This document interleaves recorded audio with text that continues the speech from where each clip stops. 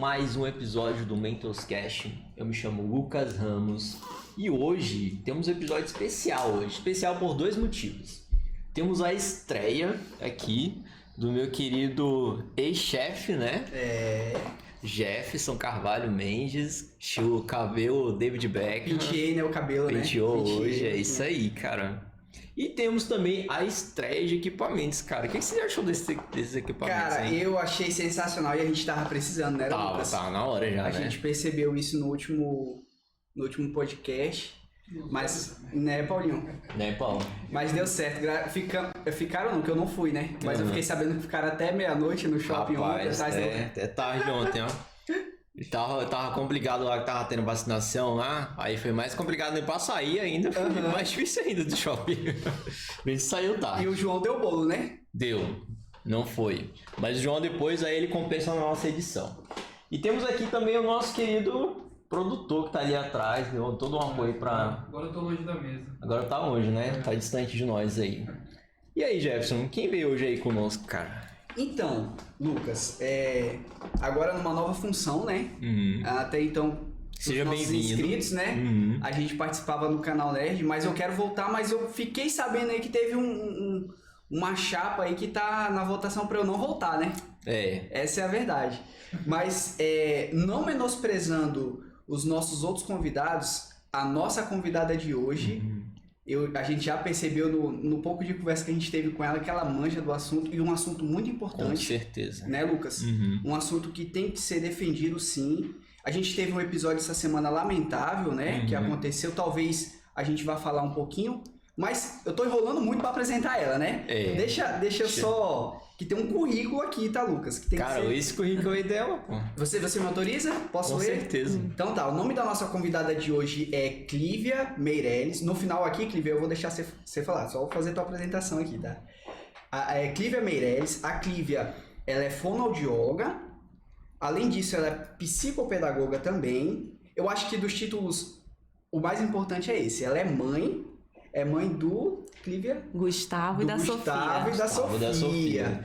Ela é uma ativista por inclusão. Ela também é presidente do Instituto Cuidar e Desenvolver. Que daqui a pouco a gente vai falar mais um pouquinho desse instituto, tá? Com certeza. Clívia, pode se apresentar, por favor? Clívia, seja muito bem-vinda, tá? Muito obrigado por ter aceitado o nosso convite, tá bom? Fique à vontade, fale o que você quiser, o que você desejar, tá bom? Tem uma água aí, tem um cafezinho aí, tá bom? Fique à vontade, seja bem-vinda.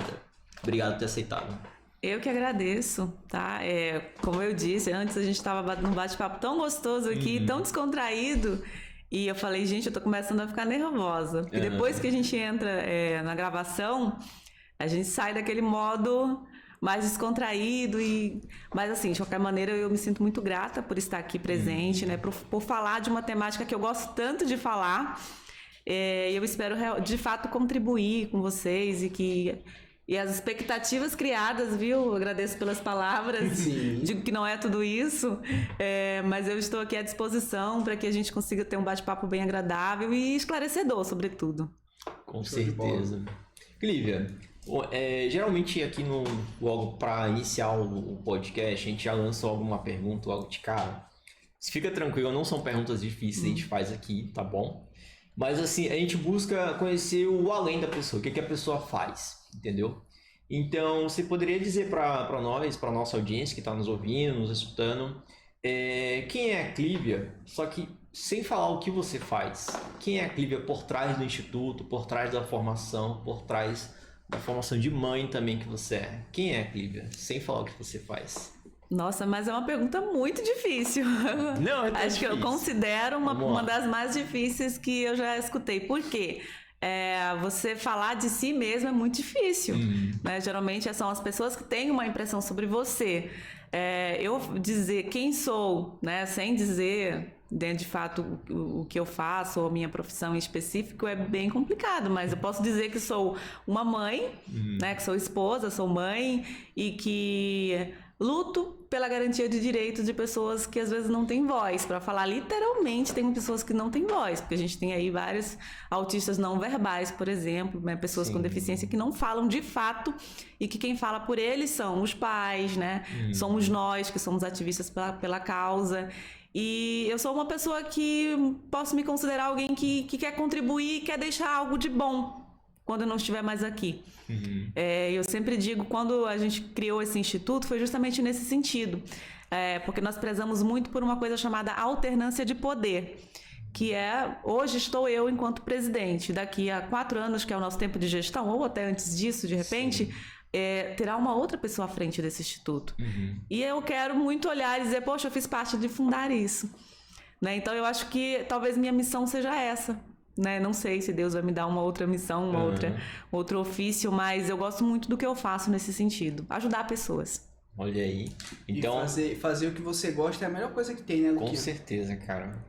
Com certeza. É que nem a gente aqui, ninguém sabe, mas que a gente tá trabalhando, né? Só que nem parece. A gente gosta de fazer isso. Mas assim, fala para os nossos inscritos, qual foi o pontapé inicial da Clívia nessa questão do autismo? O que te levou a defender essa causa? Primeiro, né, eu sou profissional, né, eu sou fonoaudióloga, então eu já atendi vários autistas, né, então eu já tive o contato com eles e com os familiares, né, previamente. E já fui voluntária também no projeto Movidos pelo Amor ao Autismo. Então, assim que eu me graduei, né, eu já tenho 8 anos de graduação, né, enquanto fonoaudióloga, eu ingressei como colaboradora, como voluntária, né, do projeto Movidos pelo Amor ao Autismo, a convite da Max Lane, que até hoje, né, o Movidos já tem, acredito que uns 12 anos aí de existência e presta um serviço, né, de excelência, inclusive. E eu comecei a atuar lá enquanto voluntária. Então, assim, é um ato de doar amor. A Marcos Lane sempre diz isso, né? Nós precisamos de alguém que doe um pouquinho do seu tempo, que doe amor. E era isso que eu estava fazendo lá, de forma voluntária. E eu saí do Movido justamente logo que eu engravidei. Eu já tinha uma filha, que é a Sofia, que hoje tem 11 anos. E aí eu engravidei do Gustavo.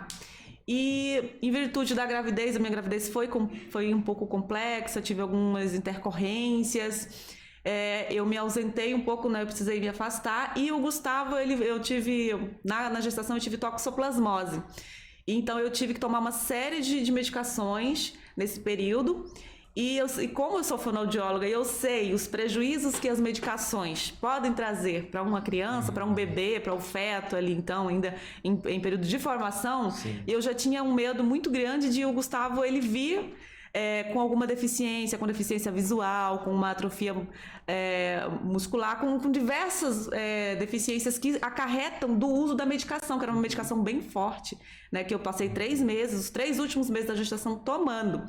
Então, quando ele nasceu, eu já tive por obrigação mesmo, né, e por recomendação médica, de fazer todo um acompanhamento do Gustavo, saber fazer teste do olhinho periodicamente para saber se não tinha afetado a acuidade visual dele, ou se ele não tinha ficado com uma deficiência auditiva por conta da medicação que é ototóxica. E a partir de então, eu acabei fazendo o acompanhamento com o Gustavo até os 3 anos, porque ele começou a apresentar alguns sinais de que tivesse o autismo. Então ele tem até hoje uma restrição alimentar muito grande, né? E a época não era diferente. E os aspectos sociais dele muito restrito, basicamente era só eu e a avó dele, as pessoas que ele aceitava, até hoje ainda é também restrito. E a questão da fala, ele tinha uma mãe fonoaudióloga dentro de casa e com 2 anos o Gustavo praticamente não falava nada, mesmo sendo estimulado constantemente, né, por todos os familiares. Gustavo, ele tinha. Então eu comecei a pedir indicação, né? A implorar para que o pediatra do meu filho fizesse os encaminhamentos para que ele fizesse o acompanhamento fonoaudiológico, embora eu fosse fonoaudióloga, o santo de casa, né? Falam que não faz milagre. Então eu queria que ele fosse acompanhado por uma outra pessoa, que eu até não tivesse um contato para que não interferisse muito na questão do atendimento. E ele também, implorei para que encaminhasse ele para um neurologista. Porque hoje ainda, né, o diagnóstico precoce, ele não acontece por resistência médica. Os pediatras não querem, eles acham que a mãe está louca, ela está arrumando um problema para o filho dela que não tem nenhum problema. E os sinais, eles acontecem muito cedo, né? Com um bebê você já consegue ver a questão do contato visual, tem todos umas manifestações que o autismo tem que elas são inconfundíveis, né? O Gustavo, ele não se confirmou dentro do espectro, Embora até hoje eu ainda acho que, né, não sei se ele vai ser diagnosticado na vida adulta, mas eu tomo todos os cuidados, né, com ele. Ele faz alguns acompanhamentos ainda até hoje, mas tem habilidades incríveis para números, por exemplo. Ele faz cálculos aí de cabeça. O Gustavo tem que idade hoje? O Gustavo hoje tem 6 anos de idade. E eu trabalho muito os aspectos, né, sociais dele, porque ele ainda tem uma certa restrição, mas ele não se confirmou dentro do espectro. Só que eu nunca deixei, desde então, de lutar pela pauta. Porque eu sou profissional da área e porque eu passei por toda a peregrinação que os pais passam, né? E vivencio aquele luto materno de meu filho pode ser que ele seja autista, então você perde o filho idealizado. É isso que acontece no luto materno, porque você passa 9 meses sonhando com uma criança. E quando ela chega para você e ela vem dentro do espectro, o mundo desaba, porque você muda toda a sua estrutura familiar em virtude da criança. E o autismo é muito caro. Ele é caro. Eu gastei na época só com processo de investigação. Nossa. Tem alguns exames que não são cobertos por plano de saúde, né? E é extenso. E é uma gama de profissionais envolvidos, né? São vários profissionais. Então foi a partir daí que surgiu. Acho que eu já falei demais sobre Não, mas a tendência é essa, né? A melhor coisa foi a partir de o convidado quando vem aqui, ele fala, ela fala muito. Aí a gente fica naquela, cara, o que eu vou perguntar depois mesmo? O que ela tá falando mesmo? Ela falou uma coisa então, que eu achei interessante. Eu te apresentei o Davi, né, que é o mais velho, mas eu tenho o Elias também. Nós temos, né? Eu e a Sheliane.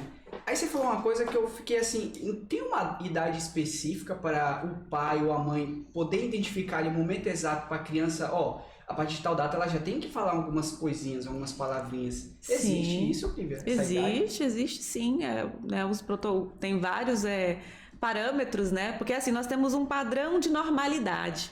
Então, tudo que está fora do padrão de normalidade, você já começa a investigar, né? Então, se até uma idade X ela tem que estar emitindo 200 palavras, ela não está emitindo, se ela está com um vocabulário muito restrito, né? Então, já é algo para acender, né, uma luz ali nos pais. Ou se de repente, por exemplo, tem um aspecto que é muito comum nos autistas, eles andam de ponta do pé. É uma característica deles. Então, se o pai começa a verificar, o filho está assim... ou essa questão mesmo do aspecto da comunicação, né, da linguagem, de dar função para os objetos. Às vezes eles não dão função para o objeto. Por exemplo, você dá um carrinho para ele, ao invés de ele fazer o movimento do carrinho e fazer o barulhinho, ele vira o carrinho e ele começa a fazer assim com a rodinha. Isso é um sinal bem claro. Não dá a funcionalidade que o objeto tem. Então, hoje em dia, eu falo isso porque a Eline Braga, que ela é até a minha vice-presidente, eu fui uma das primeiras pessoas que ela procurou quando ela começou a desconfiar, né, do filho dela, que está em processo, inclusive, de rastreio, o Yuri. E eu comecei a dar para ela várias dicas, né? Ela na madrugada, acho que era umas 2 horas da madrugada, ela estava falando comigo, porque ela estava, né, aflita naquele momento. E aí eu comecei a falar pra ela, ele faz isso, ele faz aquilo. Aí ela já começou, faz isso, faz aquilo. Então, e começou a estudar, começou a ler. E hoje é o que os pais fazem. Então, como tá, graças a Deus, a conscientização sobre o autismo, ela tá aí em todas as mídias, então a pessoa já começa a acender. Ou às vezes já tem uma pessoa que tem um diagnóstico, e aí aquela pessoa já começa a falar, olha, teu filho não tem alguma coisa de diferente? E a pessoa começa a investigar, começa a ler. E aí ela observa os sinais. Então hoje, por exemplo, quando a gente diz, nossa, mas tem muito diagnóstico de autismo, agora por que tem tanto autista? É porque antes eles não eram diagnosticados. Eles não eram. O que nós temos de autistas hoje sendo diagnosticado na vida adulta é imenso. Conheço várias pessoas. A minha cunhada foi diagnosticada com autismo na vida adulta. Desde que eu conheço meu marido, que eu sempre falo, ela tem alguma coisa, vocês não já prestaram atenção? Ela é extremamente antissocial, tem uma amiga só na vida. Então eu comecei a falar das questões, dos aspectos dela, né? E ela é altamente inteligente, mas com hiperfoco em algumas questões, né?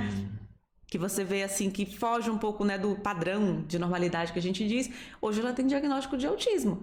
Ela é altamente inteligente, ela é nível 1, nós temos 3 níveis de autismo. E ela, antes de se formar, ela já tinha passado na UAB.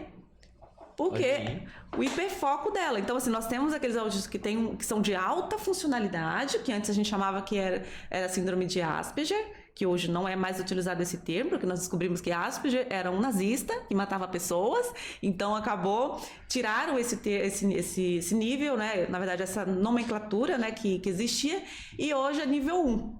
Então, ela está ali dentro do nível 1.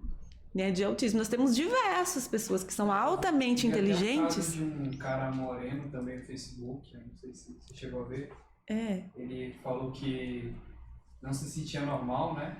Isso. Aí a esposa dele sempre falava, tu tem essa mania estranha e tal.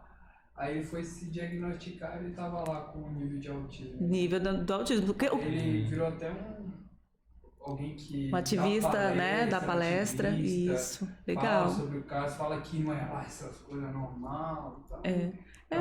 Porque depende do nível, né? O nível, ele vai determinar o grau de comprometimento dessa pessoa, o nível de independência dela, né, que ela vai ter na vida, é o que acaba definindo. E como foi que a minha cunhada foi diagnosticada? É porque ela não se encaixava dentro dos padrões da sociedade.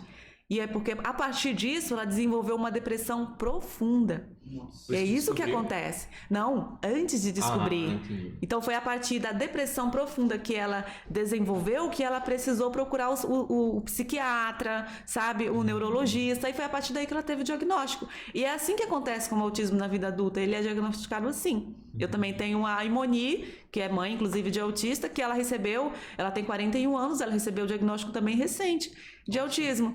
Da mesma forma, uma depressão profunda. E aí você procura, porque a pessoa ela não tem uma resposta. Por que eu não me encaixo na sociedade? Por que eu sou assim? Por que eu não tenho amigos? Por que eu sou difícil de relacionamento? Entendeu? Então, quando o autismo vem, não é que ele vai limitar essa pessoa. Não é que ela precisa tanto desse diagnóstico. Não é que ela precisa de um rótulo. Mas é que a partir de então, ela vai começar a dar um sentido para a vida dela. Eu sou assim porque eu tenho autismo. E o autismo, ele tem essa característica específica que eu tenho. Eu sou metódica demais porque é uma característica do autismo. Eu tenho hiperfoco muito grande nisso, é porque eu tenho autismo. Então, assim, é mais fácil para tratar. Vai começar a trabalhar em cima disso. Trabalhar em cima, se autorregular. O que é que me tira do sério? O que é que acaba, né, me descompensando? Então eu vou trabalhar nisso. Então, por isso que é importante o diagnóstico. Não é para limitar a pessoa. Não é para rotular, não é uma desculpa, não é uma modinha, como muitas pessoas falam. É muito para pessoas realmente se descobrir o lugar no mundo. E a partir de então, de repente, até começar a lutar pela causa. E aí a pessoa começa a fazer as terapias necessárias e ela começa a se autorregular. Então ela vai conseguir manter um foco maior numa atividade específica, que não seja de interesse dela. Por quê?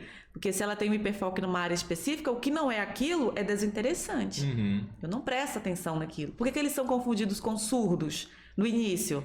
Você chama ele... Porque se você estiver chamando ele para uma atividade que não interessa, ele não vai ligar para você. Você não existe para ele. E aí vem a confusão. Deve ser surdo. Não é surdo, ele está te escutando, mas não importa o que você quer oferecer para ele. Você está querendo oferecer o quê? Uma comida que ele não gosta? Ele não vai olhar. Eu tenho na minha família, né, estão passando por essa fase assim, de diagnóstico, né? E realmente tem eu só não vou citar os nomes deles, tá? Mas tem um deles, é meu primo, e ele tem essa questão, ele vive no mundo dele, entendeu? Você fala com ele, mas ele assim não te dá o retorno, não olha pra você, entendeu? Mas ele tá ali te escutando. Sim. Mas ele só fala quando ele quer. Ele, entendeu? Quando interessa. Quando interessa.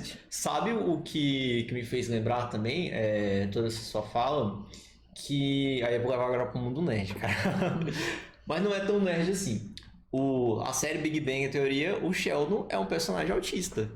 Mas eu vi, não sei se é verdade, disse que o ator tem, né? Mas eu já vi entrevistas dele, aparentemente não demonstra nada, Não sei se você conhece, Clívia, Big Bang Teoria, a série, não conhece, né? Não, nunca assisti. E o personagem principal, o protagonista, ele é um personagem autista. Ele é físico. Ele é físico, mega inteligente. A maioria deles dizem que Einstein era, né? Então... Clívia, isso aí que você falou, uma fala interessante, a gente consegue identificar muito com a questão da interação social, né? Sim, é um dos aspectos. E aí você falou uma outra situação o hiperfoco. O hiperfoco. Pois é, grandes personagens, aí você me corrige, tá? Mas eu fiz uma pesquisa antes, né? Até porque, mas diz que Steve Jobs, tinha, Bill Gates. Sim. Por que esses caras, eles...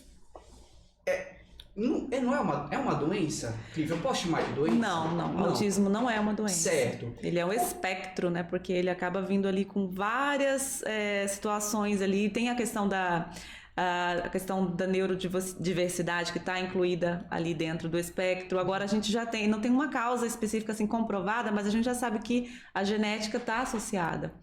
Né? Mais de 90% dos casos aí a genética está associada, mas não é uma doença, não é caracterizada como uma doença. Porque o que eu queria te perguntar era assim, por que eles têm um foco tão assim, destinado a números?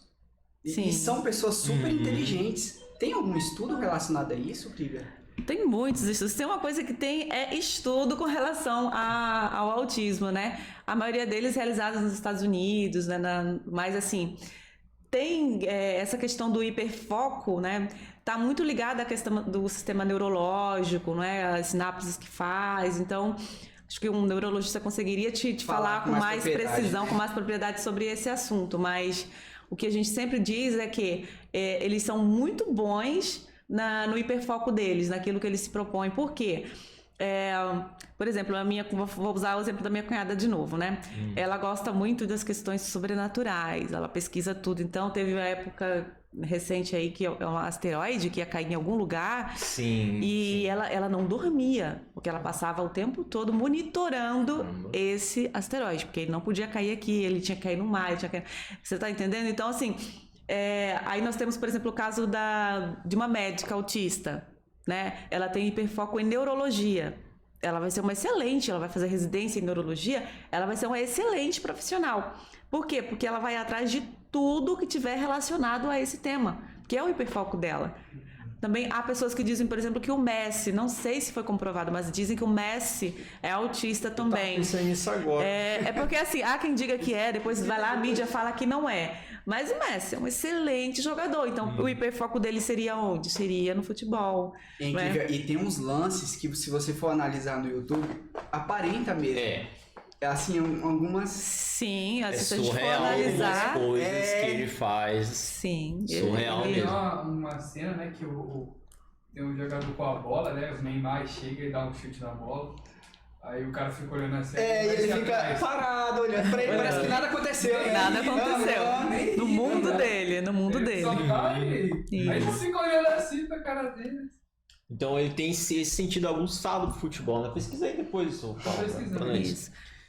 Aí tem outros nomes da história, Bill Gates, Steve Jobs, né? Cara, faz total sentido mesmo isso, né? Exatamente, porque você pode ver assim, que o hiperfoco deles era na parte da tecnologia, então eles, a fundo, eles foram ali, estudaram e descobriram as questões, porque de fato assim, era algo do interesse deles. Então, é uma fonte inesgotável para eles, o interesse deles. Então, eu sou interessado, tanto que, por exemplo, eu tinha um autista que eu atendia, que o hiperfoco dele era em dinossauro.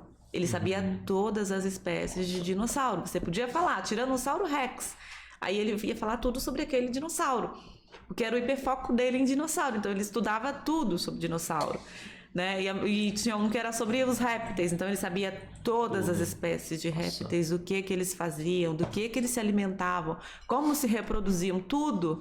Porque eles estudam a fundo, eles vão ali, sabe? Madrugam ali. Vasculha tudo. Exatamente. Né? Tem aquela série, né? Good Doctor também. O The Good Doctor. Minha mãe adora Brejo, mas tiver minha mãe adora aquela série, ela. Inclusive ela até assinou o Globoplay, né? Que eles têm parceria com o Globoplay. Só pra assistir a série. Só pra assistir, é uma série bem interessante. Ele tem um tipo de visão diferente. Sim.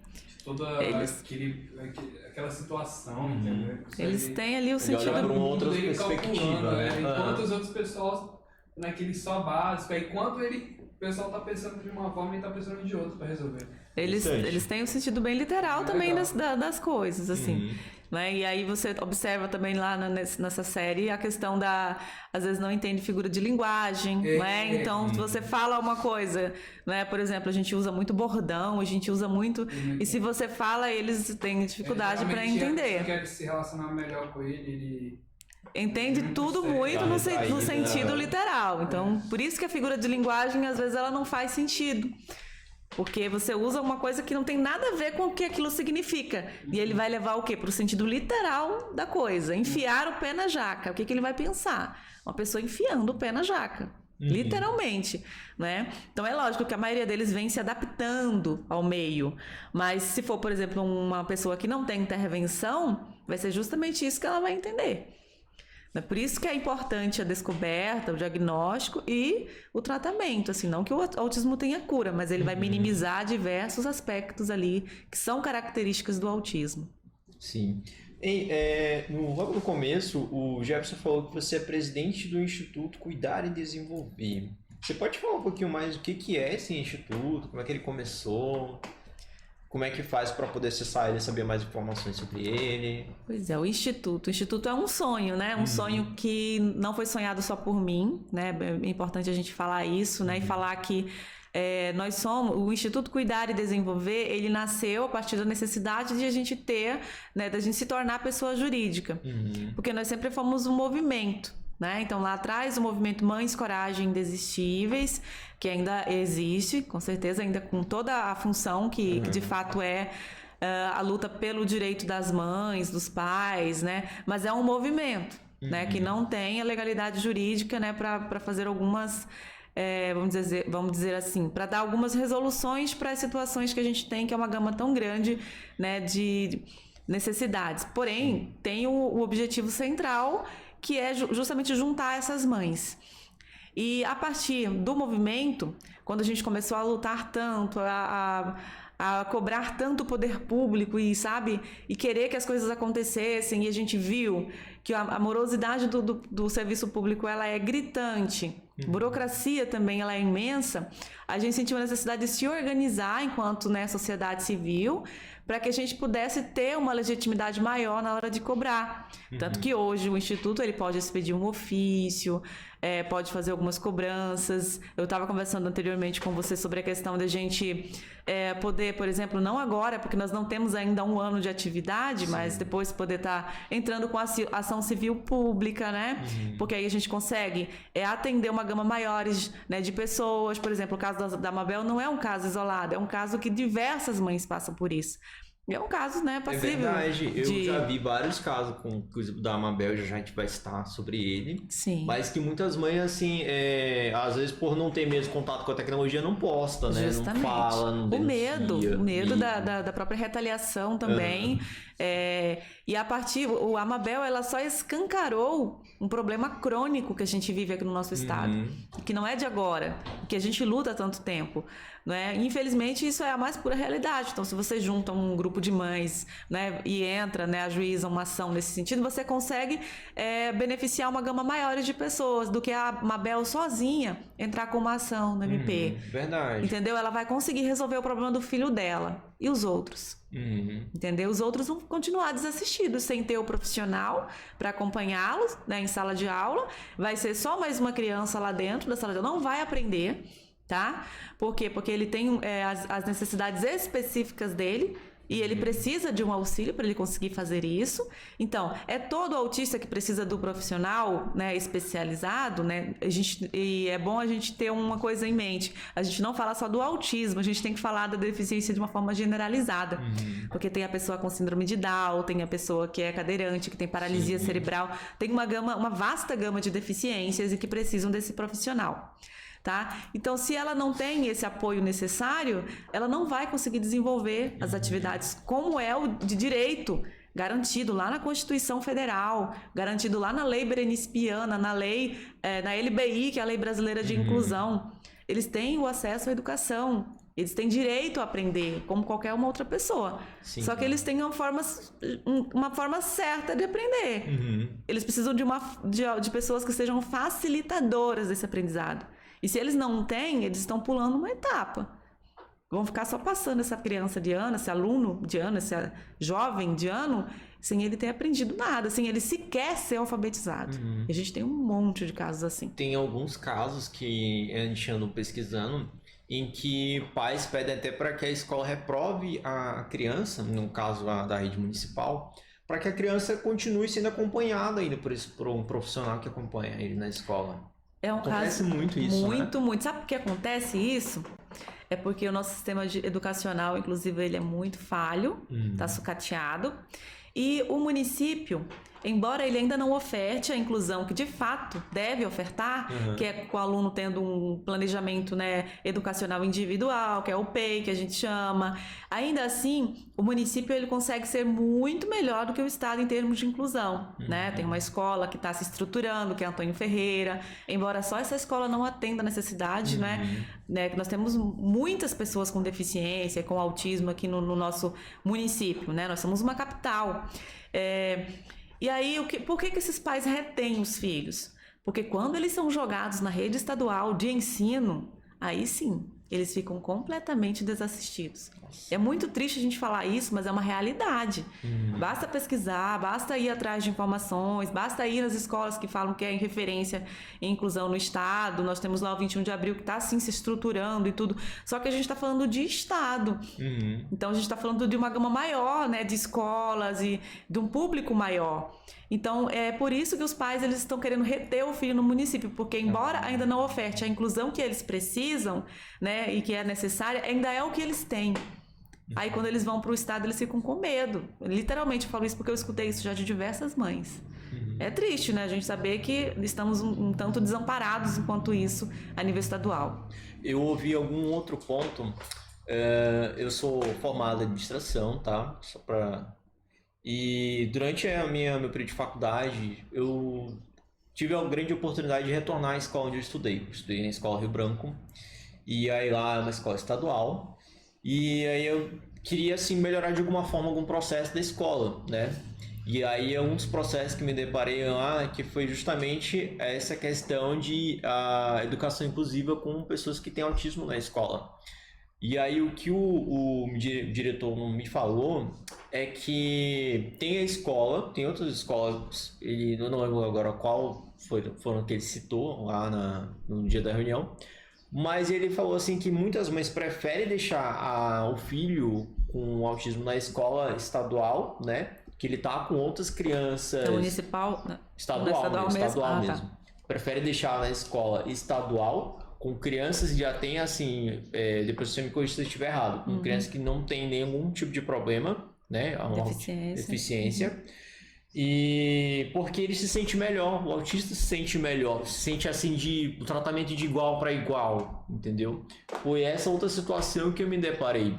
E eu achei bem interessante isso. E a gente não conseguiu acessar a mãe naquele momento, naquele ano, mas foi interessante, umas 3, 4, 5 crianças na escola, a mãe prefere deixar ele lá porque a criança se sente melhor naquele ambiente, não gosta tanto do ambiente assim onde estão os colegas semelhantes a ele, com o mesmo diagnóstico. É por isso que a gente fala de inclusão, né? Porque a inclusão, ela justamente, ela vem trazer para eles essa experiência de conviver com as crianças típicas, né? Então, assim, as crianças atípicas e típicas juntas, elas acabam somando, uma aprende com a outra. Uma ajuda a outra. O meu filho, por exemplo, ele tem aluno autista na sala dele, né? E eu sempre procuro orientá-lo, a ajudar, entendeu? A entender quando ele tiver com uma crise, né? Já aconteceu, por exemplo, dele chegar em casa machucado. O que aconteceu? Foi o meu coleguinha. Mas aí eu falei, o que aconteceu com ele? Eu não sei, mamãe, mas a professora estava cuidando dele. E aí depois eu fui lá na escola, e assim, meu filho não revidou, não fez nada, mas aí eu fui na escola para saber, eu falei, o que aconteceu com o coleguinha? Ele tá sem tomar medicação.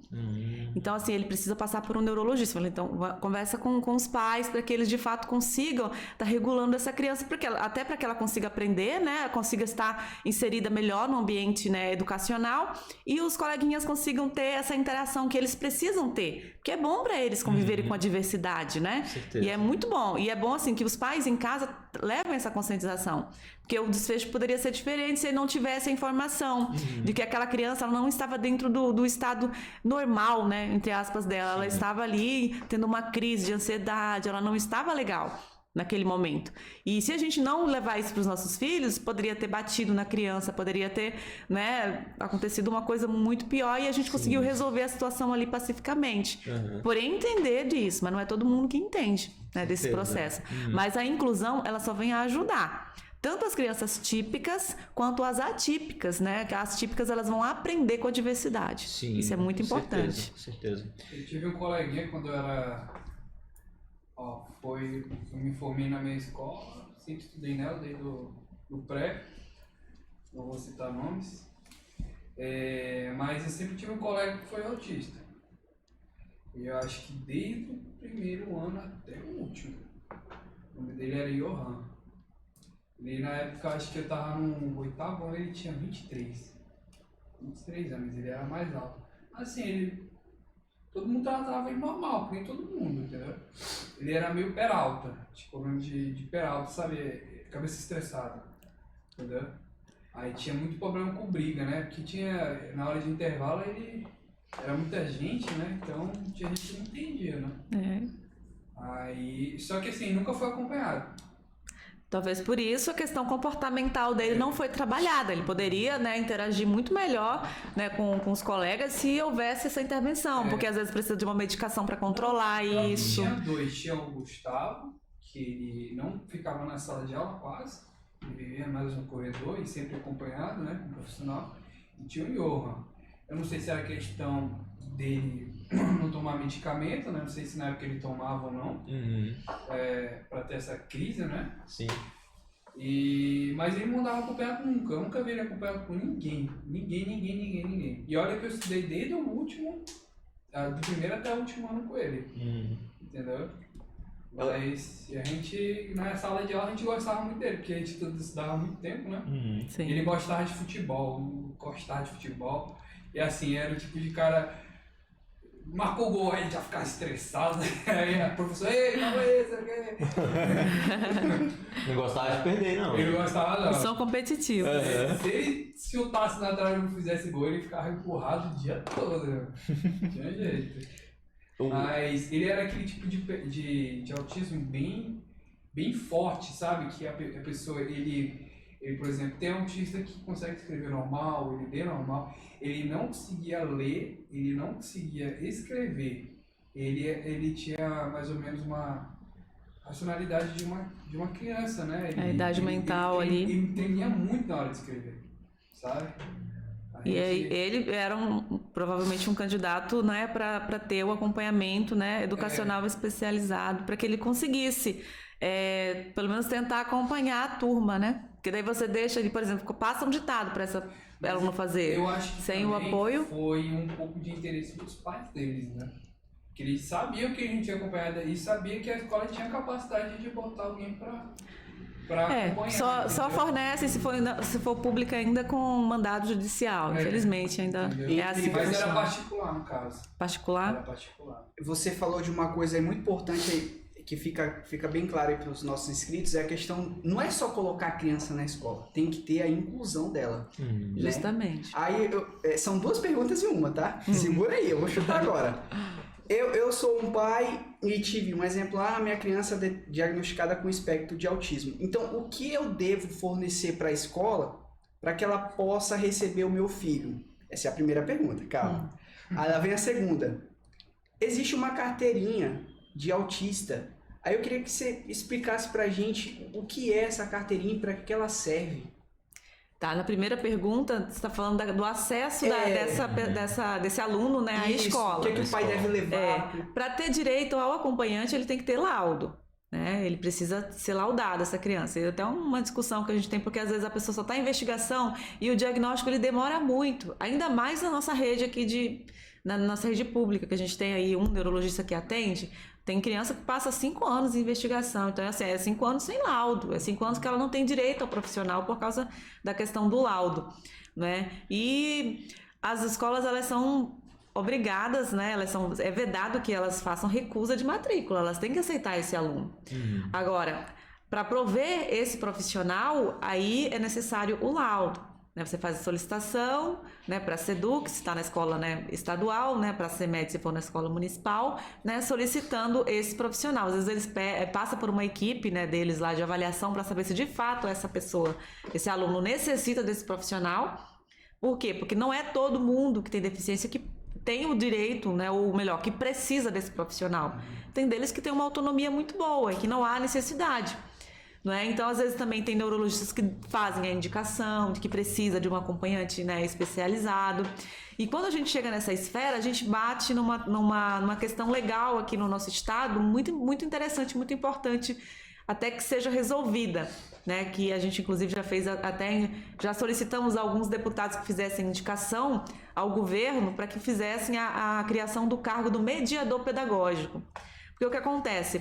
O Estado, ele dispõe apenas do cuidador. Então, quando esse pai vai lá, ele vai solicitar esse profissional, lá dentro do cargo da Lei 680, que é a que trata dos cargos, né, de carreira dos profissionais da educação, tem lá o cargo de técnico educacional, dentro dele vai estar o cuidador, que cuida de quê? Das atividades de vida diária desse aluno. Né, o Lucas até estava conversando comigo anteriormente, falando, né, que alguns colegas ajudavam, né, a tirar o aluno cadeirante da sala, levar no banheiro. Basicamente é isso que o cuidador faz.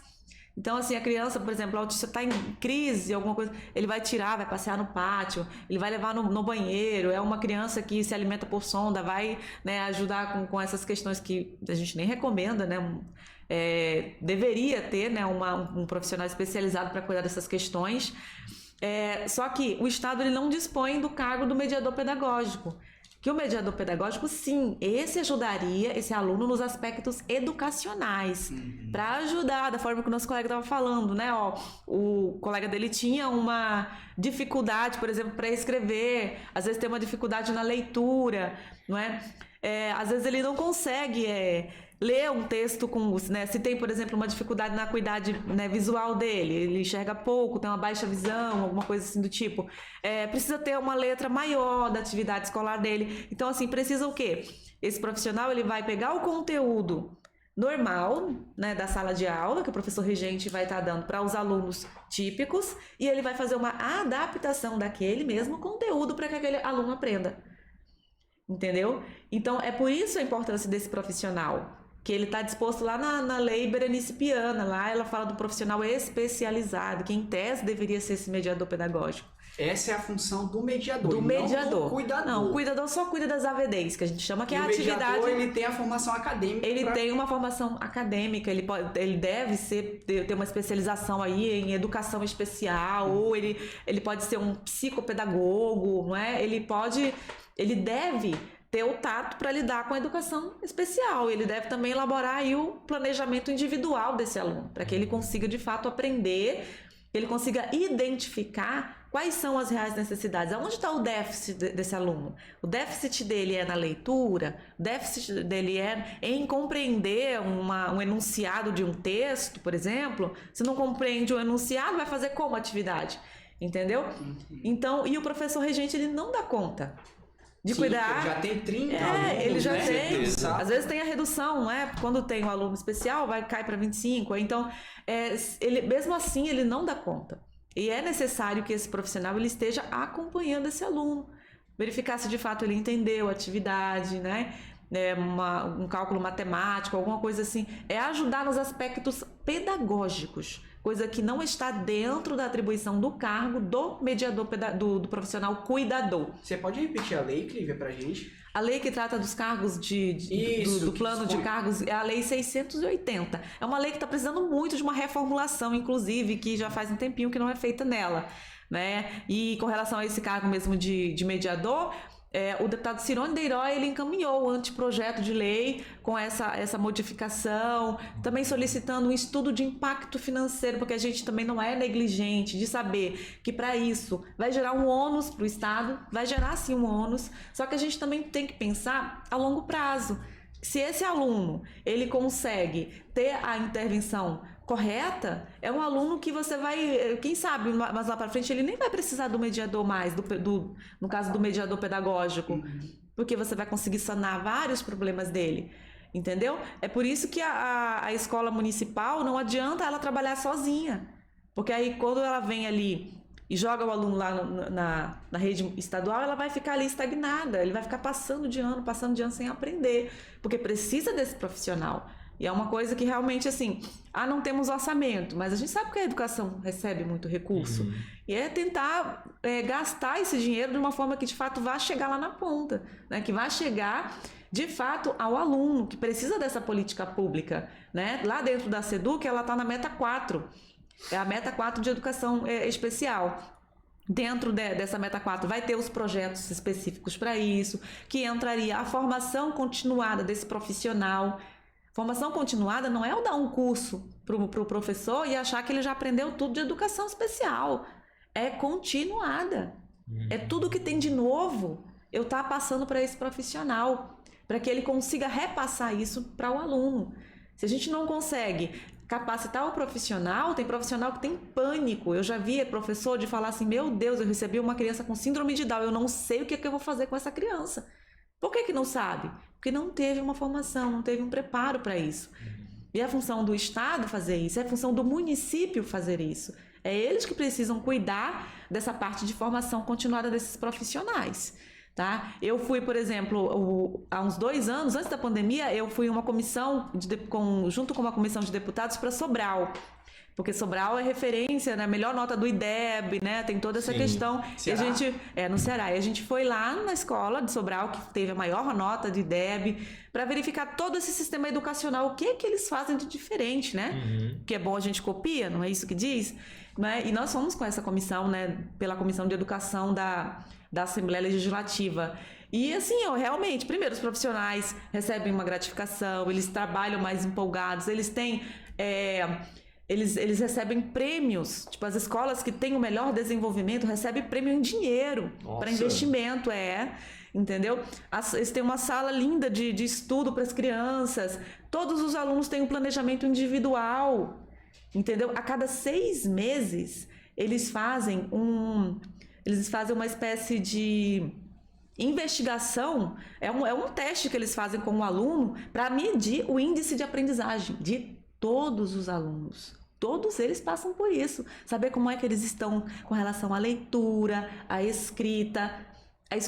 O município de Sobral faz isso com todos os alunos a cada 6 meses. Eles têm lá uma escola de gestão especializada que trata só da formação continuada dos professores. Aí eles têm 3 professores substituto. Cada escola tem 3 professores substituto. Então, os professores, eles estão constantemente em uma escala onde eles fazem esse revezamento. Então, assim, enquanto aquele profissional ele está em curso, o profissional substituto está lá na sala. Entendeu? E aí vai fazendo rodízio. Então, todos eles, do zelador até o professor da sala, passa por capacitação. Então, é por isso que funciona. Então, se a gente não trata a raiz do problema, a gente vai continuar dia após dia com essa nossa educação do jeito que está, sucateada. E é uma pena, né? E você não pode nem falar assim, é que a gente pegou um exemplo de... Não, é no sertão do Nordeste, né? Sertão nordestino, isso aí. E os professores ganham menos que os daqui, tá? Nossa. Detalhe, eles ganham menos do que o daqui. E ainda assim, eles conseguem fazer um trabalho de excelência, eles lutam para ganhar os prêmios que têm, as premiações que as escolas têm, lutam para manter o padrão de qualidade, entendeu? Porque... Eu já fui pra lá. Sim, entendeu? Mas assim, se a gente for falar em termos, né, os nossos professores aqui até ganham melhor até do que eles. Nossa. Ainda assim. Porque assim, olha... Eles são apaixonados pelo produto. Não que os daqui não sejam, tá? Os profissionais. Calma aí, porque era 2 em 1, tu lembra? A outra é a carteira. É. A carteira do autista. Olha só a carteira do autista, gente. Essa carteira do autista, a gente fala que é uma novela, né? Por quê? A gente tá desde 2017... Antes da Lei Romeu Mion, que a Lei Romeu Mion é 2019, que foi sancionada pelo presidente, 2020, né? 2020, exatamente. Então, desde 2017 que a gente luta pela implementação dessa carteira de autismo, né, de autista, aqui no nosso estado, né? Tem uma lei estadual aprovada, inclusive, de 2017, que é de autoria do deputado Léo Moraes, e a gente nunca conseguiu implementar. O estado joga para o município a competência de fazer, e aí ninguém faz, nem estado nem município. Porém, nessa atual gestão agora do Dr. Hildo, nós já fomos também no Ministério Público fazer denúncia, já fizemos toda uma parte preparatória antes, né? Mas nós sentamos com o prefeito, né, o Dr. Hildo, Eu fui, inclusive, né, estive presente nessa reunião e foi a representante da AMA, né, fizemos uma comissão, né, junto com o vereador, doutor Gilber, que é inclusive o autor do anteprojeto, que vai instituir essa carteira aqui no nosso município, que agora vai. Agora é verdade que vai acontecer, porque a gente viu agora o prefeito anunciando isso, inclusive até o Marcos Mion entrou na jogada também. Então, mas isso vai acontecer por causa do caso que aconteceu, né? Agora, recentemente. A gente já estava fazendo Deu isso. Impacto agora, mas assim, a gente já estava fazendo movimentação antes. Antes o prefeito já tinha, digamos que assim, feito o compromisso de fato implementar. Tanto que assim, o anteprojeto, ele já estava protocolado, antes do caso da Mabel. Né? É lógico que o caso veio para dar aquela força, né? E aí trouxe toda a mídia, né? E toda essa comoção popular. E é lógico que vai facilitar, sim, a implementação. Mas é um trabalho que é de muito antes, desde 2017. Que a gente está tentando essa implementação. Eu vou fazer a pergunta que o prefeito fez para mim. Mas, afinal, para que serve essa carteira do autista? Ele fez essa pergunta para a gente, né? Normal, não conhece, né, a fundo a pauta. E é absolutamente natural fazer essa pergunta. E para que serve? Serve para identificar o autista. Porque o autismo, às vezes, ele é invisível aos olhos humanos. A gente está aí falando de diagnóstico tardio, por exemplo, do autismo, né? Então, se ele não vier associado a uma outra deficiência ou a uma síndrome, né?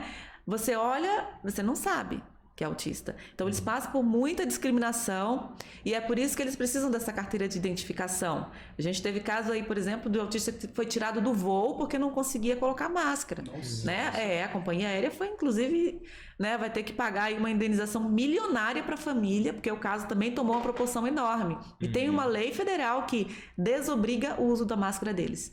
Porque eles têm um aspecto sensorial muito, muito importante. De eles não aceitarem o teu toque. Imagina ficar colocando uma máscara. Então, assim, há aqueles que aceitam, sim, mas tem aqueles que não conseguem, de jeito nenhum. Você vai colocar aquilo aí, você vai deixar a criança, né, o adulto, enfim, em pânico com relação a isso. Então, serve para trazer essa identificação. Só que mais do que isso, e eu, na minha concepção, enquanto ativista pela causa, eu acho que é um dos pontos mais importantes, né? Porque além de trazer toda a garantia de direitos, né, que uma pessoa com autismo tem, que já é estabelecida por lei, né, essa carteirinha ela vem trazer, eu apresento a carteirinha, eu sou autista, tenho acesso à educação, a tudo que está previsto na legislação, ao atendimento preferencial, né, tudo isso a carteira vai trazer. Mas para a gente ela vai trazer um dado muito importante, que é o censo. O nosso país não tem censo demográfico. Nós lutamos tanto pela política de inclusão e a gente sequer sabe quantos autistas nós temos no nosso país. Nós não sabemos. E no nosso município, menos ainda, não sabemos. Entendeu? Nós sabemos o quê? Que a incidência hoje é de 1 para cada 54 pessoas que nascem. É uma incidência muito grande. Então, nós falamos de um universo de milhões de pessoas, né? Só que aqui no nosso município, e na maioria, nós temos 52 municípios. Desses 52, nós temos apenas 3 municípios que já implementaram a carteira do autista. Pioneira, Vilhena, aí nós temos Jaru e nós temos agora Cacoal, né? Que o prefeito Fúria foi lá e também fez, com pouquíssimo tempo de mandato, inclusive, ele já conseguiu implementar. Legal. E agora nós temos aqui o nosso município, que é uma capital, né? Já era para estar há muito tempo aí, né? Porque você tem um parâmetro, você está falando de um universo maior de pessoas, né? Então você vai ter um dado ali muito importante de um censo demográfico que serve até para os demais municípios, você fazer um comparativo, um quantitativo, né? Nós teríamos. E para que a gente precisa saber quantos autistas tem? É porque a partir dali você consegue trabalhar melhor as políticas públicas, direcionada para um público que você conhece, que você sabe qual é o nível. Nós temos o nível 1, 2 e 3. A carteira, dentro do formulário, ela vai permitir trazer esse dado. Né? A gente vai saber quantos autistas no nível 1, nível 2, nível 3. Isso determina o quê? O nível de independência, quais são as terapias que ele precisa, né? Terapias que o poder público que deve ofertar. Então, poxa, a gente vai começar a saber essas pessoas que estão aí sem intervenção. A gente vai saber se ele está na escola. A gente vai saber o perfil socioeconômico dele. Qual é a renda né, dessa família, né? A partir daí você consegue saber se tem direito, se consegue ter um plano de saúde, não é? Ou se ele depende totalmente do sistema, né, do SUS. Então, assim, vai nos trazer um dado muito importante para que a gente consiga brigar ainda mais pela política pública.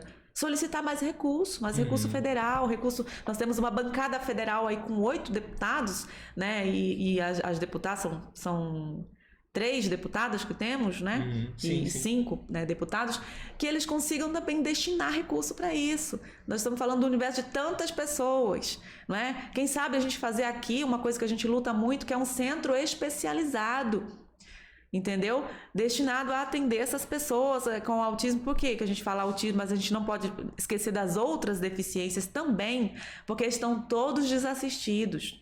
Nós tínhamos um único centro aqui no nosso estado que atendia essas crianças, essas pessoas também que atendia, né, os adultos, sim. que era o CERO, que é o Centro de Reabilitação do nosso estado. Ele está desativado desde que começou a pandemia. Nossa. Ele foi desativado sem nenhum plano B. Todas as crianças e adultos, todos os pacientes do CERO que faziam terapia com fonoaudiólogo, terapeuta ocupacional, com fisioterapeuta, né? Não estou falando só de autismo, estou falando de pessoas com deficiência, tá? Eles estão desassistidos. Há uns 2 meses, há menos de 2 meses, nós fizemos um curso pela Neurokind, com a Tessia, que é psicóloga, fizemos um curso para pais, um treinamento para pais do CERO, porque eles estão desassistidos, para eles ofertarem o mínimo para o filho deles em casa. Eles estão sem terapia. Você tem noção, uma criança sem terapia, ela regride. Aquela criança que estava falando uma palavra, ela não vai falar mais nada agora. E até você conseguir, sabe, trazer todo o ganho terapêutico, é um trabalho, entendeu? Muito grande. E isso foi cortado, isso foi tirado abruptamente delas, sem um plano B. E a gente tem cobrado isso, já cobramos pelo Instituto, a gente tem cobrado a retomada do CERO. O CERO precisa voltar a funcionar. E se não for lá no lugar que virou hospital de campanha, que seja no outro local. Certeza. Entendeu? Que seja no outro local. O que não podemos é fazer com que essas crianças regridam. Uma criança, por exemplo, que tem paralisia cerebral e que tem uma atrofia muscular, ela precisa fazer fisioterapia. Se ela não fizer, ela vai atrofiar. Ela vai sentir dores horríveis. Elas estão há quase 2 anos sem terapia. Entendeu? É algo muito grave mesmo, assim, a se pensar, e que é bom, né, que o poder público, de repente, quem sabe alguém não vê isso, fala, gente, né, apesar que a gente já tem cobrado, já chegou até lá, mas eles precisam retomar o atendimento do CERO. Com certeza. E é urgente, não é para esperar mais 2 anos, esperar a terapia, a pandemia acabar. É um atendimento essencial, que dá ali toda uma...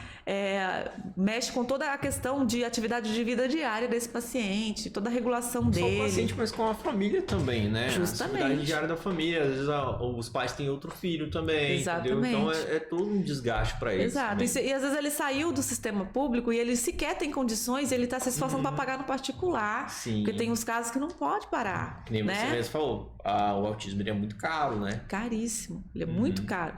É interessante que vocês estão dado que eu realmente não tinha nem noção disso. Não temos um quantitativo assim, exato de quantos autistas nós temos. E com a carteirinha isso viria a mudar, né? Sim. E aí isso me releva tem uma frase de um filósofo famoso aí, não sei o nome dele, que diz bem assim, se eu não posso mensurar, eu não posso gerenciar. Então seria melhor gerenciado pelo nosso estado, município, para que onde fosse a concentração maior de pessoas autistas, lá eu vou ter uma escola, ali perto eu vou ter uma clínica. Justamente. Entendeu? Justamente. Foi interessante isso. Muito mesmo. interessante. Eles estão concentrados aonde? É na Zona Leste? Então tem que ter lá um hospital. Por exemplo, eu soube por um pai que uma parte dos atendimentos do CERO, eles colocaram lá no Santa Marcelina. Lá no Hospital Santa Marcelina, que é lá na BR. Na BR. E eu conheço pais que não estão levando. Sabe por quê que não estão levando? Porque é muito distante. E não tem transporte. Não tem transporte. Como é que vai levar? Então, assim, é uma questão de gerenciamento também. Como é que você vai redimensionar um atendimento, né, para um local tão distante, não é? Sim. Então aí o que vai acontecer? Vai continuar desassistido, porque não vai ter condições de levar, vai pagar táxi para ir para lá. O ônibus passa a cada 2 horas, entendeu? Então assim, é você pensar na logística também, né? Em toda essa logística de como você vai atender essa pessoa. Por quê? Porque eles são desligados se eles faltarem tantas vezes. Então, hoje ele não tem dinheiro para o transporte. Ele faltar 2, 3 vezes, ele é desligado automaticamente. Entendeu? Existe uma fila de espera. Tem todas essas questões. Eu não sei se de fato está acontecendo lá esse atendimento. Porque o que eu sei é que os pais estão desassistidos. Eles estão sem ter atendimento em nenhum outro local. É interessante a questão ainda da carteirinha. Agora eu já estou pensando um pouquinho além, tá? Como vocês quiserem. Ela já está implementada, ela tá em processo ainda, ela está em processo. Ó, o Dr. Gilber ele encaminhou o anteprojeto de lei, que eu me sinto muito feliz e privilegiada de ter podido contribuir com o texto, né? O Dr. Gilber ele teve o cuidado de procurar as pessoas que atuam na causa, para que a gente pudesse estar colocando ali algo que de fato fosse atender a necessidade real da população. E aí, tanto que teve vários dados que foi a gente que colocou lá. Olha, isso aqui tem que saber, isso aqui tem, né? E aí ajudamos a produzir, eu, Eline, a Suzane, que é advogada, né? Nós ajudamos nessa produção. Ele encaminhou o anteprojeto para o prefeito, para o gabinete do prefeito, e o prefeito está devolvendo na forma de projeto de lei. Legal. Por que ele foi como anteprojeto? Porque ele gera gastos. Ele vai gerar gastos, ele vai precisar de um sistema de gerenciamento, né? Vai precisar de pessoal para estar gerindo toda essa questão. E a gente não pode fazer o quê? Leis inconstitucionais. Não podemos fazer isso. É algo que eu admiro muito no Gilber, porque o Gilber ele é advogado. Então, se você levar um projeto de lei para ele apresentar, a primeira coisa que ele vai olhar é a constitucionalidade do projeto. E isso é muito importante, a gente ter no nosso legislativo alguém que tenha esse olhar. Porque a gente não precisa de uma política de oba-oba, eu vou apresentar. Não, se isso é inconstitucional, eu não apresento. E eu vou fazer o quê? O caminho certo. Qual é o caminho certo? Encaminhar como anteprojeto para a prefeitura, o prefeito devolve como projeto de lei. A Câmara vota, aprova, vira lei e aí o município pode estar tendo a legalidade de implementar. E é isso que vai acontecer, o caminho certo. Porque a gente podia pedir para ele, o vereador já apresentar direto o projeto? Poderíamos, mas ia ser inconstitucional. Né? A gente ia dar para o prefeito a chance dele vetar esse projeto, né? Obrigado a vetar por ser inconstitucional. Tendo base legal, tem mais probabilidade de aprovação, né? Sim, ali vai ser, com certeza, a gente não tem a menor dúvida, porque já está acontecendo toda uma mobilização dentro da Câmara de Vereadores, né? E todos os pares lá estão de acordo com isso. O Gilber é o relator do projeto, e eles vão aprovar ali em primeiro turno, com certeza. Tá? Porque a gente entende o quê? Que é uma política pública que ela precisa ser implementada. Ela é necessária nesse momento, principalmente nesse momento de pandemia que a gente está vivendo, em que eles precisam de acesso à saúde, à educação e a tantas outras coisas. Toma um pouquinho de água, Lívia. Quer um café? Fica à vontade, tá? Não, só água tá bom. Só água tá bom? Só água Se quiser, tá a gente manda um pouquinho. Eu falei da questão da carteirinha, porque futuramente a gente pode pensar em digitalizar ela de alguma forma, entendeu? Aí nós já pensamos nisso, ó. No anteprojeto a gente já colocou que ela vai ser de forma virtual, né? Ela vai ter de forma virtual e ela vai ser física, né? Sendo emitida pela Secretaria, né, de Assistência Social, através dos CRAS, né, que aí a gente consegue, né, acabar descentralizando, né, porque os CRAS a gente sabe que eles têm vários pontos, né, então aí várias pessoas vão poder ter esse acesso. E ela virtual. E outra coisa também que a gente colocou dentro do projeto de lei é que eles estabeleçam tudo, né, toda a parte da documentação, né, porque, por exemplo, você precisa do laudo, né, que eles façam um campo virtual para isso. Então, aquele pai que deseja emitir a carteira, ele vai entrar dentro no site que eles vão criar, né? Um site específico para isso. Ali eles vão preencher o formulário com todos os dados que vai pedir. Ali eles vão anexar o laudo, né? Toda a documentação da pessoa e vão enviar por ali mesmo. Então, assim, é uma comodidade maior, a gente está em pandemia, não pode aglomerar. Então, tudo isso está previsto na lei. Perfeito. A gente já pensou e a questão de disponibilizar ela de forma virtual também. Bacana. Então, a pessoa tanto pode ter a carteirinha física, impressa, tá? Importante dizer que a numeração dela não muda, que é justamente para permitir a contagem desses autistas, tá? Sim. Então, ele perdeu a carteira dele. Ele vai emitir uma segunda via, ela vai vir com o mesmo número, igual o RG.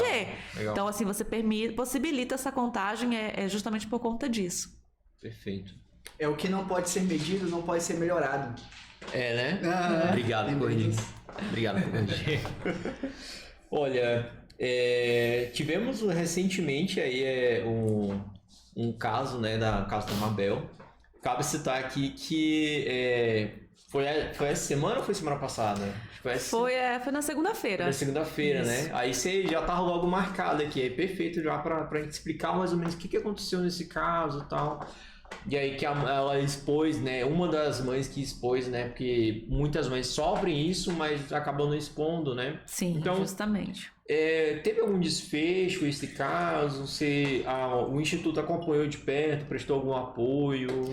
Todo o apoio, teve a reunião lá com o Marcos Mion. Isso, justamente. A gente tem prestado todo o apoio, né, necessário, não só o Instituto, como a comissão das mães atípicas, né? Tem uma comissão de mães atípicas chamada Marias. Eu ia te perguntar, faz parte também desse instituto, você? A maioria das Marias são parte do Instituto, inclusive compõe a nossa diretoria. Legal. Né? A Patrícia que indicou, inclusive, para que eu estivesse aqui, a Patrícia ela faz parte da nossa diretoria do Instituto Cuidar e Desenvolver. Legal, vamos deixar aí na descrição também, tá? Para o pessoal seguir lá, acompanhar também mais. Sim, o arroba Instituto Cuidar e Desenvolver, sigam. A gente está com o nosso site em fase agora de implementação também.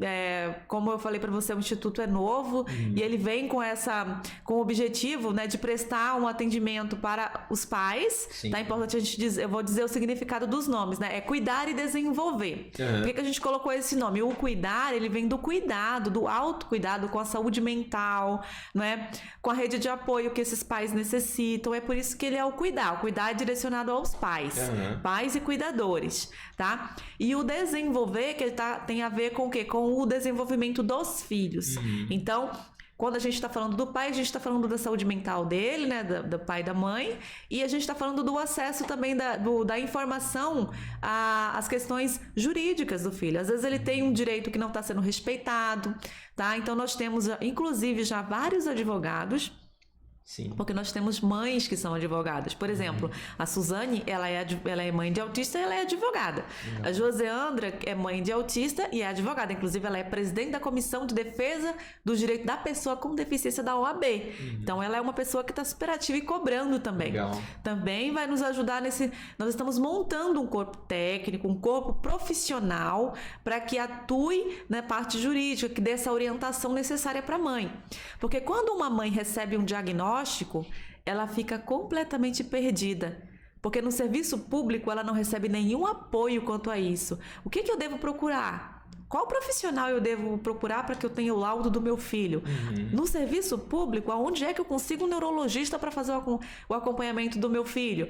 Então, dentro do Instituto, a gente tem essas mães que já passaram por todo esse processo, que elas estarão fazendo esse serviço de orientação para essas mães. Dá os caminhos para que essa mãe não fique peregrinando por aí. Vai num lugar, não é aqui. Vai no outro, não é ali. Sim. Já ir nos locais certinhos, tá? Então, a gente vai ter esse apoio, né? Um núcleo de apoio aos pais. E nós teremos também a parte terapêutica, que é voltada para o cuidado com o filho. Então, nós estamos montando um time, né? Um time de profissionais voluntários. Já temos fonoaudiólogo, já temos terapeuta ocupacional, psicólogo. Estamos conversando com neurologistas que estão aí também querendo doar amor pra gente, doar um tempo, porque a gente tem um problema muito grave com o diagnóstico. Temos uma fila de espera enorme, né, de crianças precisando de um laudo para ter acesso àquele profissional lá especializado e acesso às terapias também, tá? Então, o nosso instituto, ele vem justamente trabalhar nesse sentido, de dar esse suporte que às vezes a pessoa não consegue encontrar no serviço público, tá? E já estamos trabalhando também. Nós não estamos trabalhando ainda de forma presencial, porque a nossa sede, ela está passando agora por uma reforma. Inclusive, a gente daqui a pouco vai fazer uma vaquinha online para que a gente consiga captar recursos para terminar a parte da estruturação da nossa sede, para que a gente já inicie, assim que a pandemia... né, assim que a gente tiver uma vacinação em massa e a gente consiga estar retornando aos atendimentos, a gente já volte com o atendimento presencial. Mas nós já temos, por exemplo, mães que estão fazendo terapia online, tá? Então nós temos já um psicólogo que é o Lêner, que ele tem um grupo, ele está atendendo um grupo já de 15 mães e ele está prestando atendimento de terapia online para essas mães, porque a pandemia, ela trouxe aí um estrago muito grande, né, na saúde mental, que já era muito difícil dessas mães e acabou intensificando, porque o filho agora ele não vai mais para a escola, É ela que tem que ajudar. A mãe virou agora terapeuta, ela virou tudo desse filho.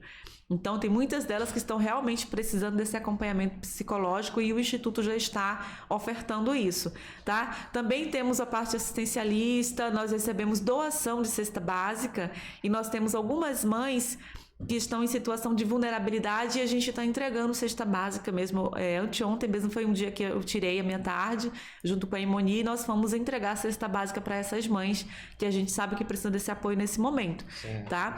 E fora os encaminhamentos jurídicos. Com relação ao caso da Mabel, o que eu sei, e nem sei se eu posso estar falando, né, abertamente, mas eu vou falar muito superficialmente sobre isso.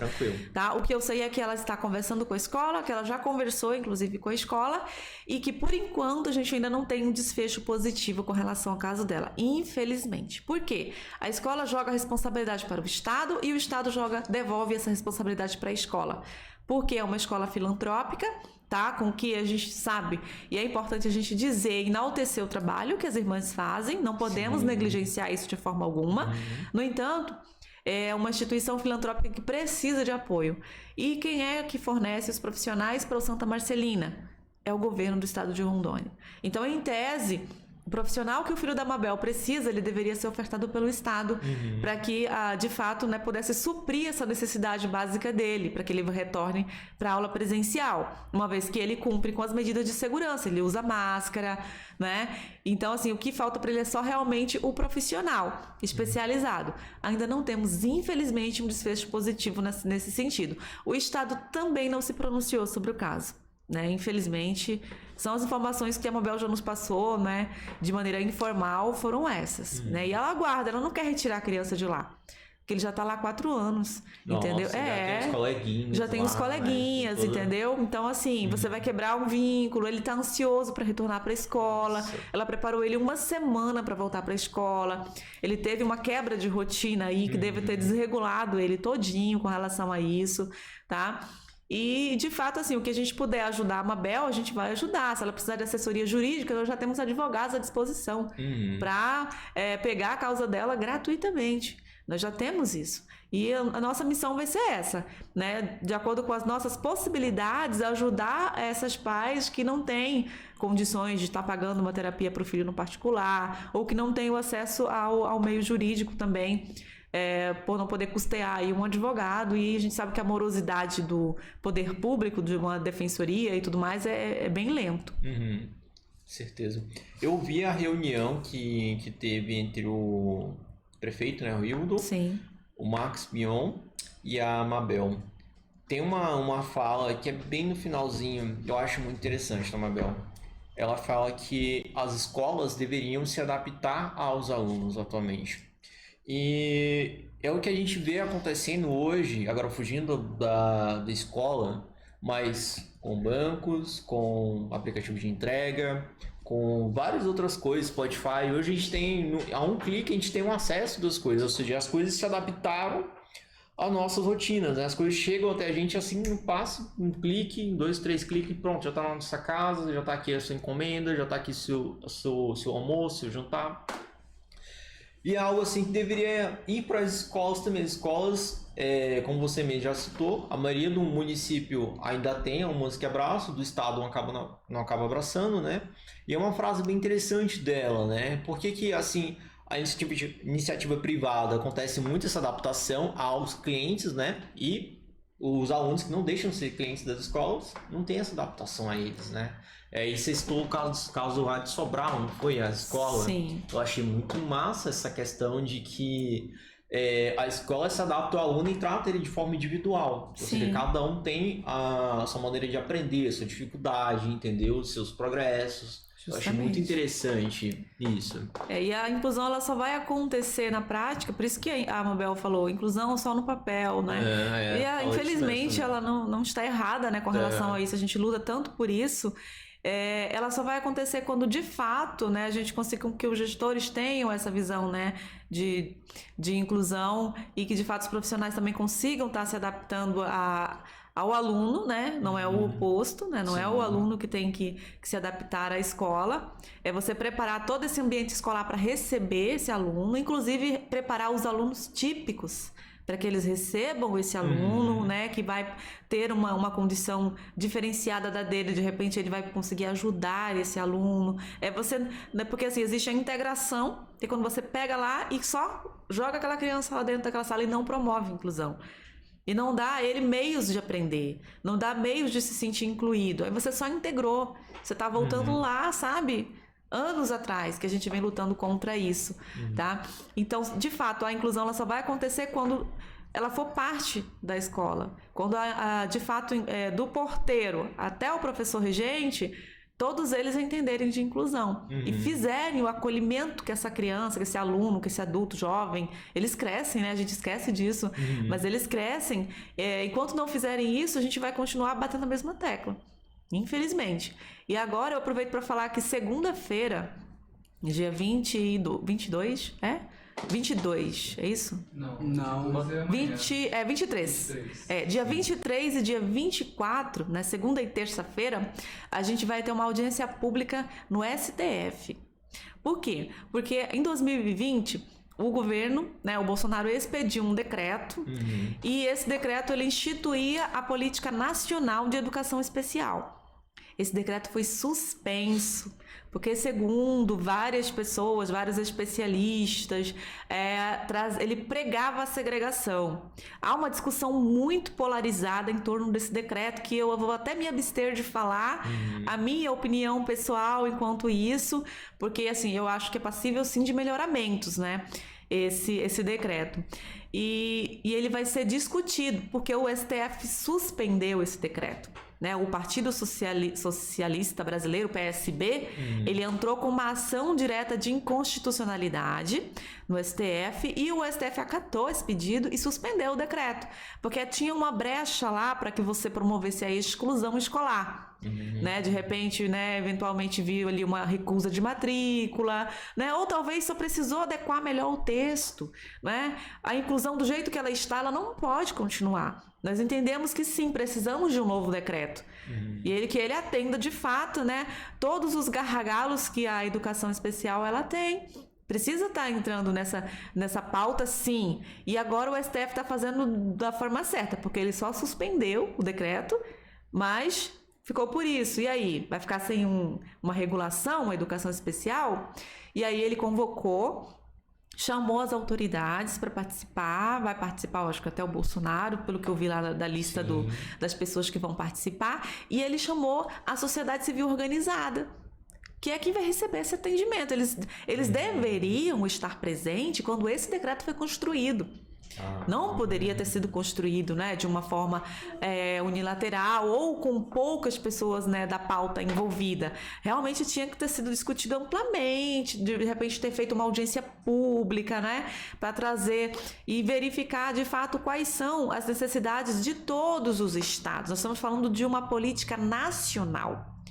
Certo? Eu não posso medir a realidade do Rio de Janeiro com a realidade do estado de Rondônia. Quantas escolas especiais nós temos no estado de Rondônia? Não temos. O decreto prevê isso. Né? Ou seja, aqui nós teríamos que começar do zero, teríamos que construir. Né? Então você compreende a complexidade do assunto, que precisa de uma discussão maior por causa disso. Então a gente entende sim que o terceiro setor ele precisa de um suporte, né, que são as APAES, que são as AMAs, elas precisam de um suporte de incentivo do poder público e de recursos mesmo, precisam, né, que seja injetado nelas, porque elas fazem o trabalho que deveria ser do estado e do município. Então, nada mais justo do que elas recebam esse suporte, né, financeiro, recursos humanos, tá? Só que a gente não pode também negligenciar a inclusão que nós vemos trabalhando há tanto tempo. Nós não podemos retroceder, entendeu? Então, é justamente isso que eles vão discutir na segunda e na terça-feira, com especialistas no assunto. Tá? Foram mais de 113 inscrições, tanto que eles tiveram que fazer 2 e não uma audiência, né? Vão fazer segunda e terça-feira. E aí nós entendemos que a partir de toda essa discussão, aí a gente vai ter um decreto legal para expedir, um novo decreto, né? Que vá de encontro com o interesse da população e que não tenha toda essa politicagem, porque eu vi muito como politicagem, sabe? Você suspendeu o decreto, né, alegando algumas coisas, mas e aí também não trazer uma alternativa. Eu não posso só suspender e não dizer o que tem que fazer. não é isso? E aí a gente está numa expectativa muito grande com relação a essa audiência pública, porque ela vai ser transmitida, a gente vai poder acompanhar no site do STF e também no YouTube do STF. Eu até fiz uma postagem, depois a gente vai fazer uma postagem no Instagram também do Instituto, para as pessoas poderem estar acompanhando toda esse desenrolar dos fatos de uma política que é indispensável, né? A gente entende isso. Quando sair o decreto certinho, eu convido você a voltar aqui de novo e explicar para nós no detalhe, assim, o que foi decidido. A gente volta. Isso é legal, né? Isso é bacana voltar aqui novamente. Eu posso voltar, posso convidar, inclusive, alguém que seja mais técnico da área também, para que possa estar falando mais profundamente, né, sobre o assunto. Até convido, de repente, te dou a ideia de repente, você convidar alguém do Núcleo de Educação Especial. Legal. Do Estado, né? Depois vamos convidar. Exatamente, porque lá temos a Heloísa, que é ela que faz a coordenação, gerenciamento desse núcleo, né, para que a gente consiga saber o que o Estado pretende fazer com relação à educação especial, nessa perspectiva da inclusão. Perfeito, tá convidadíssimo. Você vai passar pra gente. E assim, que aqui a gente acha muito bacana isso, que mais pessoas conheçam essa causa, que abrace ela também para lutar junto. E agora já emendando tem a iniciativa pública, né? Mas a iniciativa privada, assim, eu, Lucas, pessoa física, tem de alguma forma como ajudar o Instituto? O nosso canal tem de alguma forma ajudar quem é empresa, PJ? Com certeza. Como é que faz? Com certeza, pode sim ajudar, né? Divulgando já né, uma grande ajuda, né? Como eu disse no início, não sei se eu cheguei a falar, mas é um caráter filantrópico, a nossa instituição é uma instituição sem fins lucrativos, a gente não vai ganhar absolutamente nada com essa instituição financeira. O nosso retorno é um retorno totalmente diferenciado, que é entregar para a sociedade um pouquinho daquilo que a gente conseguiu, né? Daquilo que Deus nos proporcionou. Sim. Então, se Ele me permitiu estudar, ter uma profissão, eu vou doar um pouquinho do meu tempo para o Instituto. Um pouquinho não, bastante. Sou presidente. Mas nós temos Pix. Depois eu acredito que vocês podem colocar o Pix do Instituto, né? Que nós já temos conta pessoa jurídica, estamos todos organizados nesse sentido para que a gente consiga prestar conta, né? De repente é uma empresa que quer fazer uma doação, a gente emite nota, não é? Para que depois possa estar pedindo, tá comprovando isso no imposto de renda, né? Tem toda essa questão burocrática. E nós vamos, em breve a gente vai apresentar o nosso projeto, né, arquitetônico, toda a nossa parte estrutural, para que as pessoas conheçam melhor, para que seja algo mais palpável, né, para a população. Perfeito. Não é que a gente está falando muito, né, com relação à nossa implementação, mas a gente ainda não deu algo bem palpável para que a pessoa enxergue e fale, nossa, é assim que vai funcionar. A gente está trabalhando em torno disso agora, tá? Mas as doações a gente já está recebendo sim, que nós já temos uma conta pessoa jurídica e já temos um Pix para isso também, para que possamos dar os encaminhamentos, né, e dar continuidade na nossa obra também. Tá? Nós conseguimos um termo de comodato, onde a gente vai ter um espaço que por 3 anos a gente não vai pagar nada de aluguel. Então, assim, já é uma mega vitória, uma conquista, né? Vitória mesmo, né? Exatamente. A gente poder ter o espaço já físico, onde a gente não vai ter o gasto com o aluguel, a gente está preocupando apenas com a parte mesmo de estruturar, deixar acessível para as pessoas. Então, tem a parte da acessibilidade ao local, a gente vai construir um jardim sensorial, tem toda... Vai ficar bem legal o acolhimento. A gente está muito ansioso para que fique logo pronto e a gente, de fato, consiga inaugurar, né, e consiga atender essas pessoas presencialmente. Bacana. Eu não sei se isso foi bom ou se foi ruim, o fato de conciliar com a pandemia, né? Você não tá podendo atender presencialmente. Mas tudo vem no momento certo, né? Tá dando tempo de vocês trabalhar para deixar justamente as coisas... Tem prazo? Olha, você já consegue estipular assim... A gente está trabalhando aí com pelo menos uma margem de uns 6 meses para a gente conseguir deixar tudo, porque assim, nós já estamos com alguns atendimentos online, né? Então a gente vai continuando com o atendimento online enquanto a gente consegue de fato, né, tá recebendo o público com toda a segurança, né? Acredito que também já vai ser um período em que aí a gente vai ter já uma vacinação em massa, né? Então, como você disse, a gente fica triste com a questão da pandemia, ao mesmo tempo que a gente tenta tirar algum lado né, bom que não há, né, disso, mas no sentido de que a gente pode... Né, nós precisamos, né, e a gente acabou tendo que fazer isso obrigatoriamente, a gente precisa se reinventar. E aí o campo da terapia virtual tá aí. Tem muitas pessoas que estão fazendo esse atendimento virtual. Hein, Clívia? Aí assim, eu sou um especialista na área e gostei do trabalho da Clívia com o Instituto e tal. Eu não sei se a Clívia tá com a equipe dela fechada, mas eu queria participar também, ajudar com o meu trabalho. É possível? Posso falar com a Clívia? Muito possível. No Instagram, né, a gente está fazendo essa seleção, né, nem falamos de seleção, que a gente não está, né, nessa questão. O profissional, ele quer doar o tempo dele, ele é um profissional que tem uma conduta, que está tudo ok, a gente está recebendo contato, a gente já teve, por exemplo, você pode mandar uma mensagem inbox pra gente, né, de repente passa o seu contato aí do seu WhatsApp, a gente vai entrar em contato e a gente está fazendo esse cadastramento dos profissionais, para que a gente consiga readequar a agenda dessas pessoas, porque são pessoas que já trabalham. Então, Clívia, eu consigo atender pelo Instituto uma vez na semana, no horário X, no período da tarde, por exemplo. A gente vai adequar e a gente vai conseguir encaixar a nossa agenda dos nossos pacientes, que nós já temos vários pacientes em fila de espera, para que a gente consiga ofertar esse atendimento ao mesmo tempo que a gente não atrapalhe esse profissional que precisa também sobreviver, que ele já trabalha, ele já atua. Sim. Então, para a construção dessa agenda, a gente precisa desse contato. Por quê? Porque a pessoa ela vai nos dar o dado do dia que ela tem disponibilidade, do horário que ela tem disponibilidade, para a gente conseguir fazer esse redimensionamento de agenda. Tá? Que é o que nós estamos fazendo. Estamos sim precisando de profissionais, tá? Então, você que tem interesse, por favor, nos procure no inbox do nosso Instagram, que os meninos vão colocar aqui o Instagram para que vocês possam tá entrando em contato, para que a gente consiga ofertar um trabalho de excelência e consiga atender essas crianças aí que estão sem atendimento, inclusive as do Cero, né? Que estão até agora sem atendimento. Perfeito. Isso é até legal você citar isso, porque aqui a gente não faz assim tem um segmento, um Mentorscast, entendeu? A gente recebe pessoas de tudo quanto é tipo, advogado, a gente recebe, a gente fala do caso, assim, episódio nerd que nós temos, e startups também que a gente recebe aqui, são empresas também, e uma delas, se não me engano, a gente já está previsto aí para a gente agendar com uma startup de psicólogos aqui de Porto Velho. Olha que legal. Poderia indicar também para você. Por favor. Vai ser, eu acho que um grande apoio, né? Muito, muito grande apoio, até porque o apoio psicológico a gente vai precisar de psicólogos, muito. Né? Que mais? Psicólogos, fonoaudiólogos, terapeuta ocupacional, psicopedagogo, neurologista, que meu Deus, é primoroso, porque o atendimento é caro e assim, a gente poder ofertar isso para o paciente vai ser realmente algo primoroso. Então, precisamos de neurologista, de pediatra, né? Todos esses profissionais é a gama de profissionais que a gente fisioterapeuta também, que é muito importante, né? Para que a gente consiga prestar um atendimento completo, né? Aos assistidos, aos associados também, né?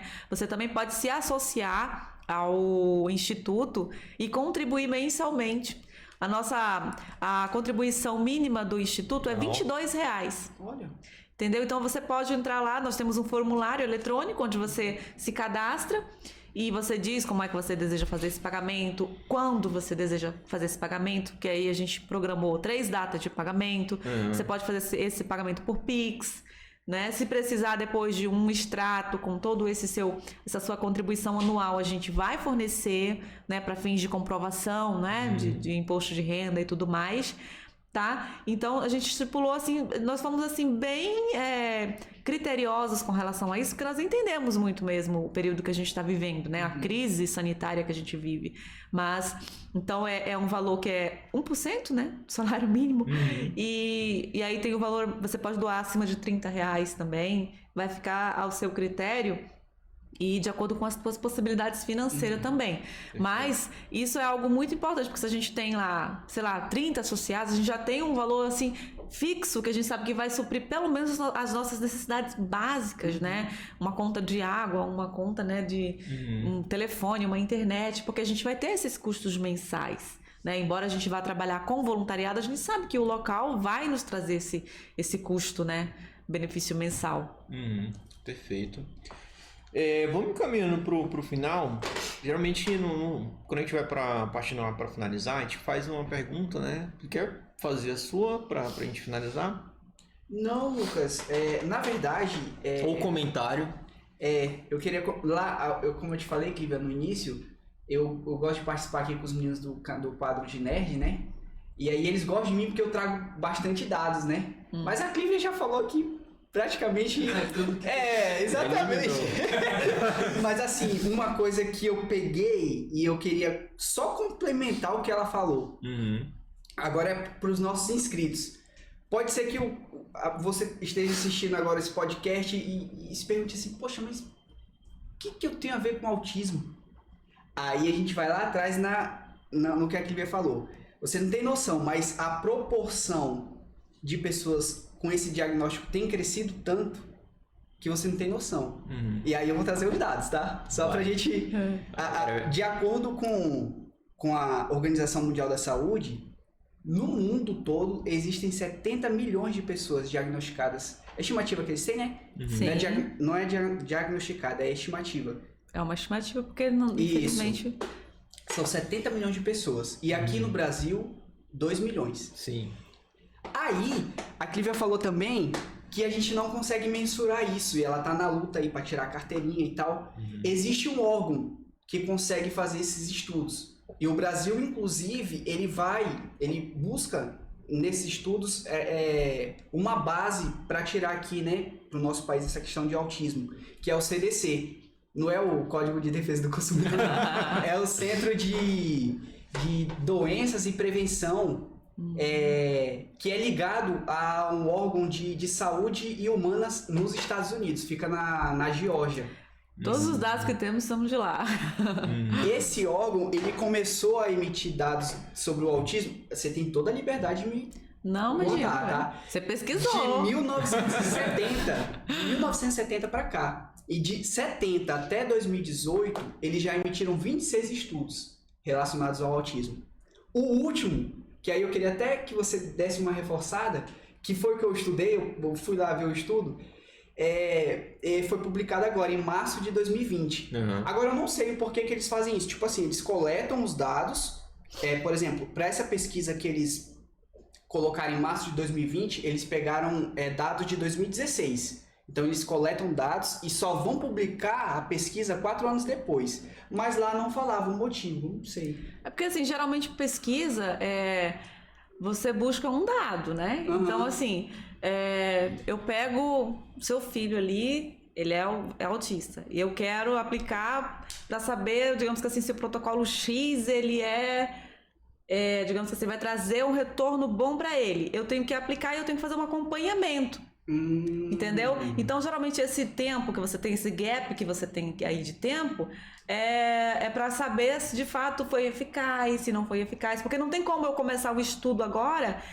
6 meses depois eu publicar. Entendi. Porque meu dado não vai ser fidedigno, entendeu? É igual a questão da vacina, não questionam a eficácia da vacina. Por quê? Porque você tem que aplicar na pessoa, esperar se ela vai ter reação, se ela vai ter isso, se ela vai ter aquilo. E é justamente isso que os estudos científicos eles buscam.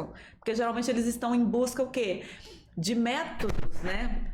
De métodos que sejam eficazes. Por exemplo, nós temos a ciência ABA, né? Que é a análise do comportamento. É algo que está sendo massificado e que está sendo que está trazendo um bom resultado para os autistas. É uma terapia intensa, né? Uma ciência. A ABA não é uma terapia, na verdade é uma ciência. Só que assim, até que a gente consiga dizer que de fato é eficaz e tudo, precisa de todo um tempo de estudo. Aquela pessoa quem foi a primeira pessoa que foi aplicada ao ABA? Como é que ela está hoje em desenvolvimento?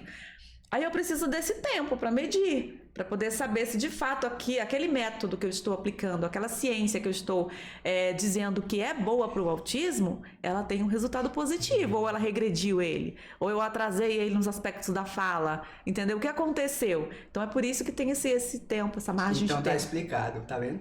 Aí assim, esse órgão, ele fica lá nos Estados Unidos, eu não sabia, mas disse que a proporção de autismo tá lá, concentrada lá nos Estados Unidos, a maior proporção, né? Sim. E o Brasil pega muito desses estudos e traz para cá, mas 3 coisas eu até anotei aqui, eu achei assim bacana, que eu queria compartilhar com a Clivia e com os inscritos. E aí volta ao que eu disse lá atrás, do porquê que você está aqui também. Em 2004, eu não sei se pode falar assim, mas era uma pessoa diagnosticada em cada 166 pessoas. Sim. Em 2016, era uma para cada 59 pessoas. E agora, em 2020, no último estudo, foi o que a Cliva falou. É uma para cada 54 pessoas. Então, pode ser inscrito que mais cedo ou mais tarde você se depare na sua família com alguma pessoa. A gente teve que o Lucas mesmo falou, né? Isso, aí eu vou te dizer uma frase que a gente... Acho que foi a Eline que me falou.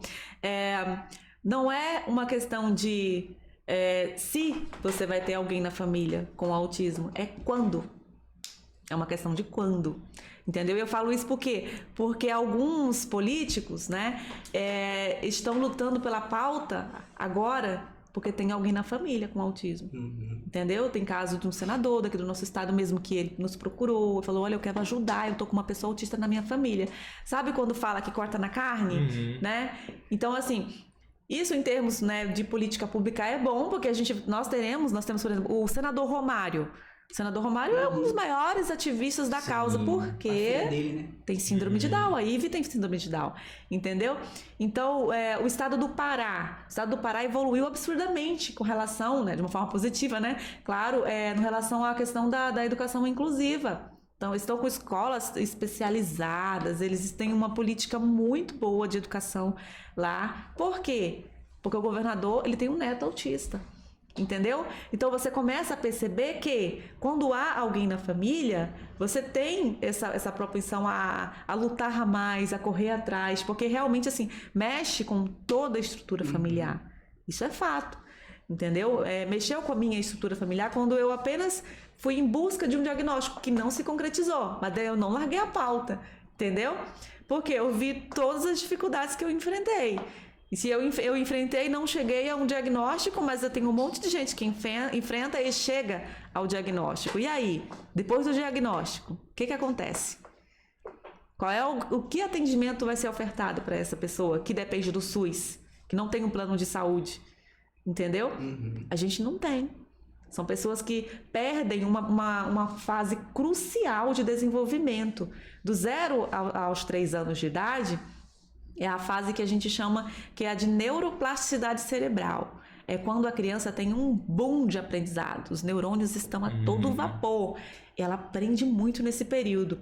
E esse período é o período que a criança autista deveria ser diagnosticada, para ela já começar uma intervenção precoce, uma estimulação precoce. E ela perde. Por que ela perde? Porque ela passa 5 anos só para conseguir um diagnóstico. Ela fica numa fila de espera aqui no nosso estado de 1 ano para conseguir o atendimento com o neurologista. Não estou falando que é verdade, né? Não estou falando dados fantasiosos. Basta você procurar uma mãe que ela vai te confirmar o que eu estou dizendo. Infelizmente. É verdade mesmo. Eu vou aproveitar para falar sobre a questão do laudo, tá? Porque eu tô falando da questão do laudo, né? E eu até tenho um neurologista, acho que foi o Marco Antônio, que falou assim, quando eu me aposentar, a coisa que eu mais fiz na minha vida foi emitir laudo. Por quê? Porque o laudo médico pericial no nosso estado e no Brasil, ele dura só 90 dias. O nosso estado tem uma lei estadual que foi aprovada recentemente, que é de autoria do deputado Cirone Deiró, que o laudo médico pericial ele passa a ter validade de 5 anos. Isso é uma grande conquista para toda a comunidade autista. Por quê? Porque se uma mãe ela precisa revalidar pelo SUS a terapia do filho dela, ela precisa pegar uma medicação para o filho dela, ela precisa levar um laudo lá na escola, para esses 3 locais aqui que eu citei, para cada um ela tem que levar um laudo original e deixar. E ele tem que estar dentro do prazo de validade, é 90 dias. Agora você pensa um período de pandemia. Ela nem consegue atendimento. Não consegue atendimento, não. Entendeu? Então, assim, é uma lei que a gente precisa divulgar, né? Porque tem muitas pessoas que ainda não sabem, ela já está em vigor, entendeu? Então, agora, se você tem um laudo médico pericial, né, da pessoa com autismo, porque o autismo não tem cura, gente. Entendeu? Ele é autista, ele vai ser autista a vida inteira. Ele tem a validade de 5 anos. Aí depois você vai lá e revalida, porque tem a questão de uma transição dentro do próprio espectro, tem pessoas que evoluem, então, né, tem todas essas questões ali dentro do laudo, né, que vai determinar qual que é o nível, né, de autismo dessa pessoa. Mas já é uma excelente vitória, Com poxa, certeza. 5 anos, né? Poxa, a peregrinação que essa mãe passa para conseguir um laudo e aí o que é melhor? pela lei, ela tem um laudo que vale 5 anos. Ela precisa levar nesses locais, ela não vai precisar deixar um laudo original em cada um. Ela vai deixar só a cópia autenticada. Entendeu? Então, realmente, assim, facilitar mesmo a vida, né, de quem precisa do serviço público. Só um ponto. Você falou o nome dele, é Marcos Antônio? É o Marcos Antônio Suiaçu? Eu conheço ele. Ele é um excelente neurologista. Eu não vou falar a empresa que eu trabalhava, mas você já sabe, era eu que marcava as consultas dele. E assim, até no particular é difícil, viu? Aquele médico Ele é um dos melhores aqui do nosso estado. Muito, muito bom mesmo. Tive a grande oportunidade de conhecer Uma grande oportunidade, olha. Que oportunidade. Uma baita oportunidade, porque ele era Coca-Cola no deserto aqui, né? Pelo menos na época onde eu trabalhava. Só tinha ele aqui, entendeu? E na rede pública ele falava, tem eu e tem mais um amigo meu que vem de fora pra me ajudar aqui a atender, então eu não consigo. Entendeu? Mas até no particular, na época, era muito difícil. Muito difícil. Ainda é. De verdade, assim, eu posso falar com propriedade que a pessoa ficava de 3 a 4 meses esperando, entendeu? No particular. No particular. Agora você leva isso para o público. Nossa. É um ano. É em média de 1 ano. E ele ainda tendo que expedir 500 laudos para 90 dias. É incrível. Por que o homem? Por que o sexo masculino? Porque nesse estudo, voltando, ele disse que... Ele se assustou, como assim? Que a cada uma menina diagnosticada, 4 são meninos, né? Por isso que tem a cor azul. Você sabia que a cor azul do autismo... O autismo ele não é representado pelo azul, né? A fitinha azul é o mundo azul, é a mãezinha azul, né? Que o povo fala. É porque ela é predominante, né? Do sexo masculino. Mas há uma divergência com relação a isso. É que o autismo em meninas, ele é mais difícil de ser diagnosticado. Porque acaba se camuflando. A mulher, ela é, por natureza, mais comunicativa e tudo mais. No menino, ele se manifesta de uma forma que é mais fácil de ser diagnosticado. Tanto que hoje, por exemplo, eu falei de 2 pessoas diagnosticadas tardiamente, que foi a minha cunhada e a Imoni. Elas são 2 meninas. Por isso elas não estão dentro da estatística, porque elas foram diagnosticadas na vida adulta. E como elas, nós temos milhares sem diagnóstico, entendeu? Então, quando você pega isso, eu acho que cai por terra essa questão da prevalência. Ela vai ficar equiparada, entendeu? Porque no menino, ele se manifesta de uma maneira um pouco mais agressiva e aí acaba, digamos que assim, sendo mais palpável para o diagnóstico, entendeu? Enquanto na menina vai se camuflar. Legal. Caramba, eu não sabia desse dado, não. E é verdade mesmo, né? Acontece mesmo. Você é um gênio. Você é um gênio. É por isso que ele é meu chefe. Você precisa de Google pra quê? Você não precisa. Eu entendi pra que o Lucas me deu o celular aqui, Steve. Ou seja, assim... Se todo mundo entender a piada, você é o Sheldon aqui da roda. O Sheldon. Você tem que assistir, assista. Você pelo menos um episódio pra você ver como é que é. Eu tô assim, eu tenho alguns livros, né, pra ler. E aí eu falei, mas eu tenho que deixar um tempinho pra eu pegar uma série pra eu assistir no Netflix. Não tem muito tempo, eu fico disputando isso. Assista, ela é uma série de comédia, né? Comédia pura mesmo. E as piadas são assim, bem nerds, assim, entendeu? O mundo da física e tal. Mas é muito legal. Assiste, tem tudo a ver mesmo. Então, temos o Sheldon aqui do nosso lado. Eu vou, né? Com certeza. Eu falo assim que eu no fico intervalo dos livros, eu fico me dividindo em tantas funções, né? E aí a gente acaba tendo menos tempo pra televisão, infelizmente. Eu tenho um tempo bem restrito com relação à televisão. Porque, além de ser fonoaudióloga, psicopedagoga, eu faço assessoria parlamentar, eu sou mãe e eu também estou em um conselho nacional, que é o ONDA, que é um conselho nacional, que é até do Marcos Mion, da Berenice Piana. Eu sou conselheira estadual lá. E eu também sou acadêmica de direito, então eu faço isso tudo ao mesmo tempo. Ainda, né? Não fiz. Eu não cheguei a fazer a prova na Uni. Não cheguei a fazer, justamente por eu ter tanta atribuição, eu falei, não vou tentar a Uni, não. Aí eu já fui lá no particular, eu faço na São Lucas. Legal, mas quem sabe, no meio desse termo aí, a gente não faz aí. E aí? Faz o Enem. Vamos lá. Já passou o comentário dele cheio de dados, né? Como sempre. É muito legal, ele sempre traz esses dados. Eu vou lançar, na verdade, uma pergunta pra gente fechar o nosso podcast.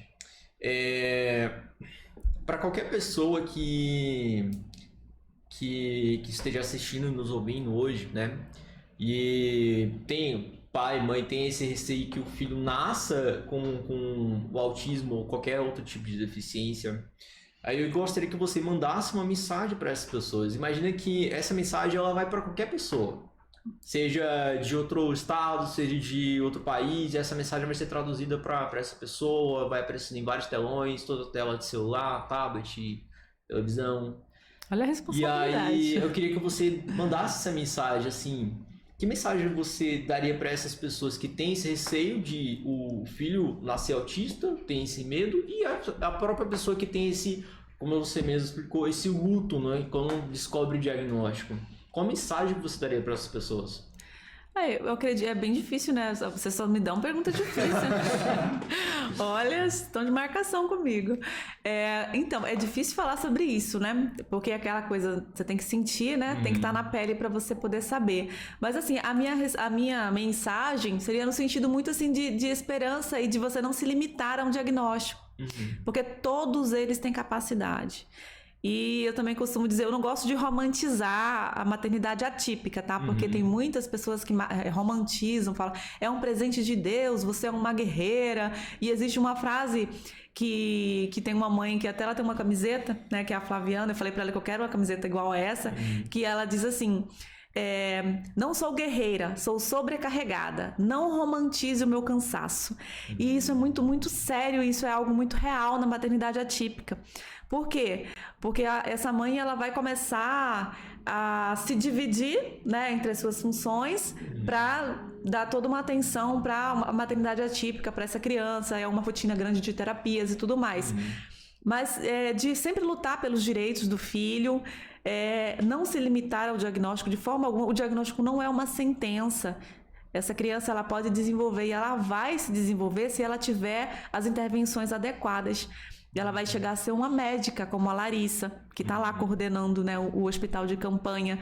Ela vai poder ser uma advogada, como é a Laine, que antes de se formar já estava com a OAB. Né? Vai poder ser uma terapeuta ocupacional maravilhosa, como é a Milena. Milena é autista, né? Inclusive, nem vou adentrar, mas tem uma situação complicada que aconteceu recentemente com ela. E aí a gente entra na situação, né, de falar do capacitismo, que pode ser um episódio à parte. Mas é isso, é muito no sentido mesmo de esperança, de você... vou repetir a frase da Silvia, que é mãe de autista, Silvia Tomás. Ela fala assim, a vida me deu um limão. E eu não fiz uma limonada, eu fiz um mousse. Por quê? Ela tem 2 filhos atípicos. E ela luta por ele, ela faz as intervenções e ela luta pela causa. Então, é justamente isso. É você sempre ter o lado bom. Você sempre vê o lado bom, né, de tudo o que acontece com você. Porque sempre tem um objetivo, sempre tem um propósito lá na frente. Sim, não é que você vai descobrir com o passar do tempo. Com certeza. Nossa. Legal. Esse podcast foi muito massa. Foi bom. Muito bom. Clívia, por favor, reforça pra gente como é que faz pra gente seguir nas redes sociais do Instituto, a página Marias também, e o seu também. O meu é Clívia Meirelles, bem facinho, é Clívia com K. Tá. E o do Instituto é Instituto Cuidar e Desenvolver. Certo. Tá? Daqui a pouco a gente vai estar com um site bem bonitinho. Legal. Que a gente já está trabalhando, a gente vai colocar relatos de pais lá, a gente vai ter foto das crianças, né, que os pais autorizarem, vai estar bem bacana. E lá também vai ter link para você fazer doação, para você ser um voluntário, a gente está trabalhando nisso. Trabalho de formiguinha, mas vai ficar bem legal no final e a gente vai ter muito orgulho de poder contribuir com essa causa. Perfeito. E o Marias é a comissão, @comissão das Mães Atípicas Marias. Sim. Também é um Instagram com várias mães lá, são mães empoderadas, elas vão...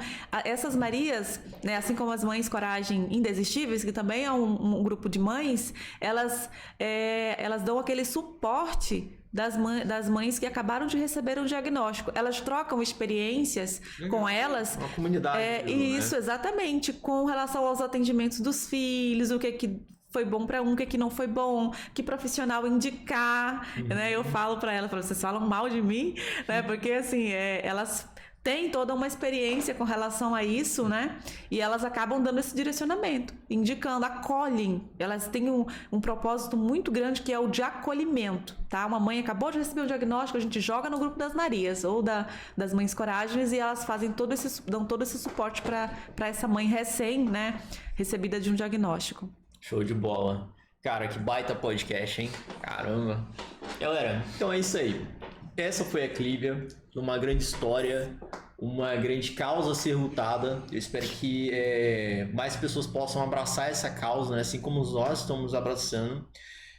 A nossa contribuição aqui, além da divulgação, se você está aqui contando para nós sobre a causa, sobre a instituição, o que vocês fazem, a gente pode, assim, todo podcast, todo episódio, falar sobre a página, falar para seguir, falar quando tiver o site, manda o link também para a gente pessoas entrarem e fazer suas doações, tá bom?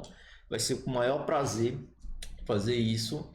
E é isso, galera. Se você gostou desse vídeo, desse episódio, segue lá a Clívia, segue o Instituto, tá bom? Entre em contato se você é profissional, se você é psicólogo, fono, se você é terapeuta, fisioterapeuta, entra lá com a Clívia, entre em contato, eles realmente estão precisando mesmo de ajuda e sua ajuda vai ser muito bem-vinda.